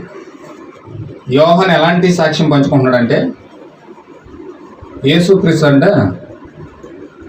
అక్కడికి వెళ్ళి 5,000 మందికి ఆహారం పెట్టే ముందు ఆయన ఏం చేస్తున్నాడంటే ఆ యొక్క తట్ట ఒకటి పట్టుకుని ఆకాశం వైపు ఎత్తి చేతులెత్తి దీవించి అక్కడ పెట్టాడట. ఎప్పుడైతే అక్కడ పెట్టాడో ఈ శిష్యులు వెళ్ళి వడ్డించండి ఇలా వడ్డిస్తున్నారంట. అందులో ఉన్న 5 రొట్లు ఇలా తీసి ఇంకో తట్లు ఎట్టాడు, ఇంకో 5 రొట్లు అందులో వచ్చేస్తున్నాయి. హల్లెలూయా. ఈ 5 రొట్లు తీసి మళ్ళీ ఇంకో తట్లు ఎట్టాడు, మళ్ళీ 5 రొట్లు వచ్చేస్తున్నాయి. ఇవి ఏ విధంగా వస్తున్నాయి రొట్లు? ఏదో పచ్చి రొట్లు కదా అందులో వస్తారు, కాల్చిన రొట్లు వస్తున్నాయి. ఈ చేపలు 2 చేపలు ఉన్నాయి అందులో. ఈ 2 చేపలు తీసి ఇక్కడ పెడితే మళ్ళీ అందులో చేపలు వస్తున్నాయి. అవి ఎలా ఉన్నాయి? అవి కూడా కాల్చిన చేపలే. కాల్చిన చేపలు వస్తున్నాయి, కాల్చిన రొట్లు వస్తున్నాయి. హల్లెలూయా. బండ సందులో నుంచి యోహాన్ చూస్తున్నాడు. దాన్ని బండ సందులో నుంచి యోహాన్ చూస్తా యోహాన్ జ్ఞాపకం చేసుకుంటున్నాడంట, ఈ కార్యం ఏంటి ఎంతగా జరుగుతుంది? వాళ్ళ అమ్మగారట సంకని ఎత్తుకుని యోహాన్ని సందమామ రావే, జాబిలి రావే అని భోజనం పెడతారు, ముద్రలు పెడతారు కదండి. అలా సంకని ఎట్టుకుని సొందరం చూపిస్తుందంట. సొందరం ఎవరు చేశారు తెలుసా? ప్రభువుని యేసుక్రీస్తు చేశాడు. ఆయన ఆ సూర్యుడు ఎవరు చేశారు తెలుసా? ప్రభువుని యేసుక్రీస్తు చేశాడు. ఆ నక్షత్రాలు ఎవరు చేశారు తెలుసా? ప్రభువుని యేసుక్రీస్తు చేశాడు అని చక్కగా వివరిస్తుందంట. అలా వివరిస్తూ ఇశ్రాయేల్ సైన్యం కోసం చెప్తుందంట. వారు మన్నా అక్కడ ఐగుప్తు దేశం నుంచి బయలుదేరారు. దేవుడు ఏం చేశాడంటే ఆ యొక్క ఎర్ర సముద్రం దాటిచ్చాడు. 40 సంవత్సరాలు మన్నా కురిపించాడు వాళ్ళకి. వాళ్ళు చెప్పులు అరిగిపోలేదు, వాళ్ళ బట్టలు మాయలేదు. 40 సంవత్సరాలు వాళ్ళు అలాగే మన్నా తిని బ్రతికారు అని చెప్పేసి చెప్తుందంట. ఈ యోహాన్ అన్నాడంట, అమ్మ మన్నా అక్కడ ఉండడానికి అంత పెద్ద పెద్ద కుండలు అక్కడ ఉంటాయా అన్నాడంట. హల్లెలూయా. ఆ మన్నా వండి పంపించడానికి పెద్ద పెద్ద కుండలు అక్కడ ఉంటాయా? సూర్యుడి పక్కన చంద్రుడి పక్కన ఉంటాయా అన్నాడంట. లేదు నాయన, దేవుడు తన పలకబడిన మాట ద్వారా దీవించి 40 సంవత్సరాల మన్నా వాళ్ళ కురిపించేవాడు. హల్లెలూయా అని చెప్పేసి చెప్పిందంట. కొంత దూరం వెళ్ళిన తర్వాత దేవుడు ఇశ్రాయేలు ప్రజలకు ఆకలేసినప్పుడు పూరీలు కుమ్మరించాడు. ఆ పూరీలు ఎలా వచ్చినాయి తెలుసా? వండబడి, ఉడుకుపోయి, కాల్చబడి మాంసం వారి ముందు వస్తే ఆ మాంసం తిన్నారు వాళ్ళు అని చెప్పిందంట. అంత పెద్ద పెద్ద కుండలో గ్యాస్ అదంతా ఎలాగుంటుందమ్మా అక్కడ అన్నాడంట. లేదు నాయన, దేవుడు పలకబడిన మాట ద్వారా దీవించి ఆ యొక్క మాంసాన్ని వండి అక్కడ తీసుకొచ్చాడని చెప్పి ఆ తల్లి చెప్పేదట. ఈ బండ సందుల్లో యేసుక్రీస్తు వండిన చేపలో వండిన రొట్లు అలా రావడం చూసి ఇతని జ్ఞాపకం ఎక్కడికి వెళ్ళిందంటే, తల్లి చెప్పిన ఆ యొక్క పూరేళ్ళు వండిన పూరేళ్ళు దేవుడు ఇశ్రాయేలు ప్రజలు కలిగించాడు. హల్లెలూయా. ఆ యొక్క చేపలు ఎలాగిచ్చాడు, ఆ యొక్క మన్నా ఎలాగిచ్చాడు జ్ఞాపకం చేసుకుని ఈ యొక్క వ్యక్తి తలపోసుకుంటూ, ఓ ఆ యెహోవాయే ఇప్పుడు భూమి మీదకి వచ్చాడు. ఆ యెహోవాయే భూమి మీదకి వచ్చి ఈ చేపలను, ఈ రొట్టెలను మరలా అదే విధంగా చేస్తా ఉన్నాడని చెప్పి ఎప్పుడైతే గుర్తించాడు, యెహోవాయే యేసుక్రీస్తుని యోహానుకి అర్థమైపోయిందంట. హల్లెలూయా. అంటే జ్ఞాపకాలంటే పరిశుద్ధాత్మ ఎలా తీసుకెళ్తుంది? దేవుడు ఏమై ఉన్నాడో ఈ కాలంలో నీకు చూపిస్తాడు. అది అసలైన జ్ఞాపకం. దేవుడు ఈ కాలంలో నీ ముంగట ఎలా ఉన్నాడో, దేవుడు నీ కార్యాలు ఎలా చేస్తా ఉన్నాడో, దేవుడు నీ ముంగట ఎలా కదులుతా ఉన్నాడో చూపించేది అసలైన జ్ఞాపక శక్తి. ఏమన్నాడు? పరిశుద్ధాత్మ మీ మీదకి వచ్చినప్పుడు సత్యంలో నుంచి సర్వసత్యంలోనికి మిమ్మల్ని నడిపిస్తుంది. నేను మీకు ఏ అయితే సంగతులు మీకు చెప్పానో అవి మీకు జ్ఞాపకం చేస్తుందని చెప్పాడు. అన్నాడండి. ఏం జ్ఞాపకం చేస్తుంది? పనికి మళ్ళీ మాటలన్నీ జ్ఞాపకం చేసుకుని బాధపడదు ఈ యొక్క రెపుక. పనికి మళ్ళీ కార్యాలన్నీ గుర్తు చేసుకుని ఏడవది రెపుక. పనికి మళ్ళీ కార్యాలన్నీ జ్ఞాపకం చేసుకుని ఏడ్చేది రెపుకనే కాదు. హల్లెలూయా. వాక్యాన్ని తలపోసుకుని నీ ముంగుడున్న యేసు క్రీస్తుని గుర్తించేదే అసలైన రెపకై ఉన్నది. హల్లెలూయా. నీ యొక్క జ్ఞాపకాన్ని, నీ యొక్క వాక్యాన్ని తలపోసి పరిశుద్ధాత్మ ఆ యొక్క జ్ఞాపక శక్తి అనే శత్రువుని జయించి వాక్యాన్ని తీసుకొచ్చేది రెపకై ఉన్నది. హల్లెలూయా. హేతు బుద్ధి, ప్రేమానురాగాలు, శరీరం, రంగు, రుచి, చూపు, వినికిడి అన్నిటినీ కూడా వాక్యం ద్వారా పోషించేది రెపకై ఉన్నది. హల్లెలూయా. ఖచ్చితంగా రెపక ఎప్పుడైతే ఆ యొక్క శత్రువుని జయిస్తాదో అప్పుడు ఈ రెపక కూడా ఈ మేఘాన్ని కలుసుకుంటారు. హల్లెలూయా. అబ్రహాము జయించి విస్తారమైన ప్రేమ చూపించి ఈ మేఘాన్ని కలుసుకున్నాడు. ఆ రెపక కూడా విస్తారమైన ప్రేమ చూపించి ఇస్సాకును కనుగొని ఇస్సాకు ద్వారా ఈ మేఘాన్ని కనుక్కుంటారు. హల్లెలూయా. ఆ యేసుక్రీస్తు ఎప్పుడైతే మీ హృదయంలోకి వస్తాడో, ఆ యేసుక్రీస్తు ఎప్పుడైతే మీ జీవితంలోకి వస్తాడో పరిశుద్ధాత్మ బాప్తిజంగా, అప్పుడు మీరు మీ శరీరాన్ని జయిస్తారు. హల్లెలూయా. ఖచ్చితంగా మీ శరీరాన్ని జయించాలంటే ఖచ్చితంగా విస్తారమైన ప్రేమ దేవుడిని చూపించాలి. దేవుడు మహిమ కలుగును గాక. ఎంతమంది ప్రేమించడానికి సిద్ధంగా ఉన్నారండి? ప్రేమ అంటే మాటలతో సరిపెట్టేసి చెప్పేసేది కాదు. ప్రేమ అంటే ప్రేమ అంటే ఏదో మాటలతో సరిపెట్టేసేది కాదు. ప్రేమ అంటే దేవుని కోసం కదలడమే ప్రేమ. దేవుని చిత్తానుసారంగా చేయడమే ప్రేమ. ఆయన ఏం చెప్పాడంటే ఒక్క మాట నేను చదివి నేను ముగిస్తాను. యోహాను సువార్త, యోహాను పత్రిక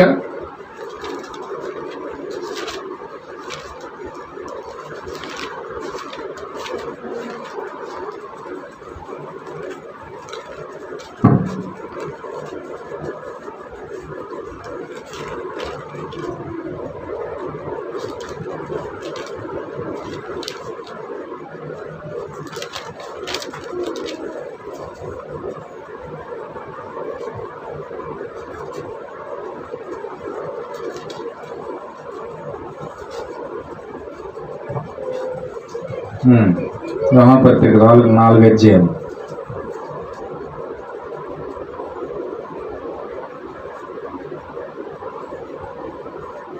19వ వచనం.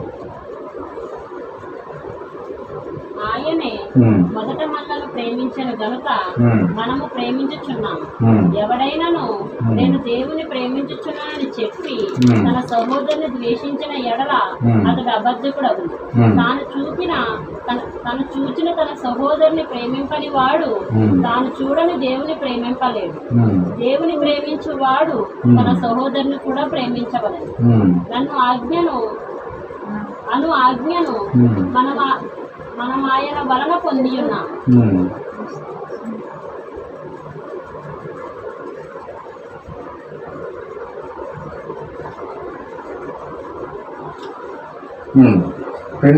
రెండో అధ్యాయము యోహాను పత్రిక, మొదటి పత్రిక 2వ అధ్యాయము 3వ వచనం చదవండి. మరియు మనం ఆయన ఆజ్ఞను గైకొనిన ఎడల దీని వల్లనే ఆయనను ఎరిగి ఉన్నామని తెలుసుకుందాము. ఆయనను ఎరిగి ఉన్నామని చెప్పుకొనుచు ఆయన ఆజ్ఞలు గైకొనిన వాడు అబద్ధికుడు, వానిలో సత్యము లేదు. ఆయన వాక్యము ఎవడు గైకొనినో వానిలో దేవుని ప్రేమ నిజముగా పరిపూర్ణమాయను. ఆయన యందు నిలిచి ఉన్న వాడని చెప్పుకొని వాడు ఆయన ఎలాగ నడుచుకొనునో అలాగే తనము నడుచుకొన బద్ధుడనై ఉన్నాడు. మనం ఆయన యందు ఉన్నామని దీని వల్ల తెలుసుకొనుచున్నాము. హల్లెలూయా. ఖచ్చితంగా ప్రేమ అంటే ఏంటో ఇక్కడ పూర్తిగా చూపిస్తూ ఉన్నాడు. ఖచ్చితంగా ఆయన ఆజ్ఞలను బట్టి నడుచుకోవడమే ప్రేమ ఉంది. ఆయన ఆజ్ఞలు బట్టి నడుచుకోవడమే ప్రేమ. ఆయన ఆజ్ఞలు బట్టి గైకొనకుండా ప్రేమను ఆయన్ని ప్రేమిస్తున్నానని చెప్పడం అది అబద్ధం. వాడు అబద్ధికుడు అని ఇక్కడ యోహాను చెప్తూ ఉన్నాడు. వాడిలో ఎంత మాత్రం కూడా సత్యం లేదు. ఆయన వాక్యం ఎవడు గైకొనడో వానిలో దేవుని ప్రేమ నిజముగా పరిపూర్ణమాయెను. హల్లెలూయా. ఎప్పుడైతే మనము ఆజ్ఞను బట్టి దేవుడు ఏ ఆజ్ఞనైతే ఇచ్చాడో, ఏ విధంగా వాక్యం ద్వారా మాట్లాడుతూ ఉన్నాడో ఆ వాక్యం బట్టి మనం నడవకుండా, ఆ వాక్యాన్ని బట్టి మనం జీవించకుండా, ఆ వాక్యాన్ని బట్టి మనం ముందుకు వెళ్లకుండా, మనం కేవలం ఆయన ప్రేమిస్తున్నామని చెప్పి ఆయన వాక్యాన్ని గైకొనకుండా ఉంటే గనక మనలో ఆయన ప్రేమ లేదు. మనం కేవలం అబద్ధం చెప్తున్నాం, నోటి మాట ద్వారా ప్రేమిస్తున్నామని చెప్తున్నాం, కానీ నిజంగా మన హృదయంలో అది లేదు. హల్లెలూయా. ఖచ్చితంగా మన హృదయంలోకి వచ్చి ఆ యొక్క వాక్యం మనలో పరిపూర్ణం అవ్వాలంటే ఆ వాక్యం ద్వారా మనం ఎంత ఖచ్చితంగా మనం జీవించి ఆ వాక్య ప్రకారం నడిచినప్పుడే ఆయన ప్రేమిస్తామని అర్థం. హల్లెలూయా. ఖచ్చితంగా మనం ఆయన ప్రేమిద్దాం. మన విస్తారమైన ప్రేమే మన యొక్క శత్రువును జయించేలా చేస్తుంది. దేవుణ్ణి ప్రేమించకుండా నీ శరీరాన్ని జయించలేవు, వాజ్ఞలు బట్టి నడవకుండా నీ శరీరాన్ని జయించలేవు, వాక్యానుసారంగా నడవకుండా నీ శరీరాన్ని జయించలేవు. అందుచేత ఖచ్చితంగా మనం శరీరాన్ని జయించాలంటే వాక్యాన్ని బట్టి నడవాలి, ఆజ్ఞలు బట్టి నడవాలి. దేవుడు ఏ సెలవు ఇచ్చాడో ఆ యొక్క వాగ్దానాన్ని బట్టి నువ్వు నడిచినప్పుడు ఆయన ఏం చెప్పాడు తెలుసా? ఎవడు నా యందు నిలిచిందునో నేను వాని యందు నిలిచిందునో అతనికి ఇష్టమైనది అడిగినప్పుడు నేను అతనికి ఇస్తానని చెప్పాడు. హల్లెలూయా. ఖచ్చితంగా అతను నీలో లేకుండా ఆ వాక్యానుసారంగా నడవకుండా నీకు ఇష్టమైంది ఏదైనా నువ్వు అడిగినప్పుడు దేవుడు నీకు ఇవ్వకపోతే, దేవుడు నాకు ఇవ్వట్లేదు, ఎందుకు నా జీవితం ఇలాగే చేశాడు, ఎందుకు నా జీవితం ఇలాగే అయిపోయింది, దేవుడు అది ఇవ్వట్లేదు ఇది ఇవ్వట్లేదు బాధపడడం తప్ప అసలు ఆయన వాక్య ప్రకారంగా నడుస్తున్నావా లేదా అని చెక్ చేసుకోవాలి. ఖచ్చితంగా చెక్ చేసుకుంటే ఆ సమయంలో మనం పరిశోధించుకొని ఎంతవరకు ఆజ్ఞలు నెరవేరుస్తున్నాం, ఎంతవరకు వాక్యానుసారంగా నడుస్తున్నాం, ఎంతవరకు వాక్యానుసారంగా మనం జీవిస్తున్నామని మనం ఎప్పుడైతే చెక్ చేసుకుని ఆయన విస్తారమైన ప్రేమ మనము ఆయన పైన చూపించినప్పుడు దేవుడు మన పట్ల ఆ కార్యాన్ని జరిగించి మన శరీరాన్ని జయించడానికి ఒక ఆయుధాన్ని దేవుడు మనకి ఇస్తా ఉన్నాడు. మన శరీరాన్ని జయించే ఆయుధం ఏంటండి? మన శరీరాన్ని జయించే ఆయుధం ఏంటి? ఏమండి? మన శరీరాన్ని జయించే ఆయుధం ఏంటి? మన శరీరాన్ని జయించే ఆయుధమే నీవు వాక్యంతో సహవాసం చేయడం. నీ శరీరాన్ని జయించాలంటే నువ్వు దీంతో సహవాసం చేయాలి. లేకపోతే నీ తాగుడును వదలవు, నీ వ్యభిచారం వదలవు, నీ అబద్ధాన్ని వదలవు, నువ్వు మోసం వదలవు, నీ యొక్క చెడు కార్యాలన్నీ కొనసాగుతూనే ఉంటావు. భక్తిపరుడుగా దేవుని సన్నిధిలో నటిస్తూనే ఉంటావు. హల్లెలూయా. కానీ దీనితో సహవాసం చేసినప్పుడు, ఈ వాక్యంతో నువ్వు సహవాసం చేసినప్పుడు, 7 ముద్రలతో నువ్వు సహవాసం చేసినప్పుడు, దేవునితో నువ్వు సహవాసం చేసినప్పుడు ఖచ్చితంగా నీ స్వభావం మారుతుంది, నీ ఉద్దేశాలు మారుతాయి, నీ శరీరం వాక్యానుసారంగా నడవడానికి లోబడుతుంది అన్నమాట. ఖచ్చితంగా అందుకు అనుగుణంగా మనము దీంతో సహవాసం చేద్దాం. ఖచ్చితంగా మన శరీరాన్ని లొంగదీద్దాం, వాక్యం పట్ల విస్తారమైన ప్రేమ కలిగి ఉందాం. ఈ శరీరాన్ని లొంగ తీసుకొని మనము దేవుని దగ్గర నుంచి గొప్ప ఆశీర్వాదం మనము కూడా పొందడానికి అర్హులం అవుదాం. దేవుడి వాక్యం దీవించిన గాక. ఆమేన్. చిన్న ప్రార్థన చేసుకుందాం. మనలో నిలబడండి.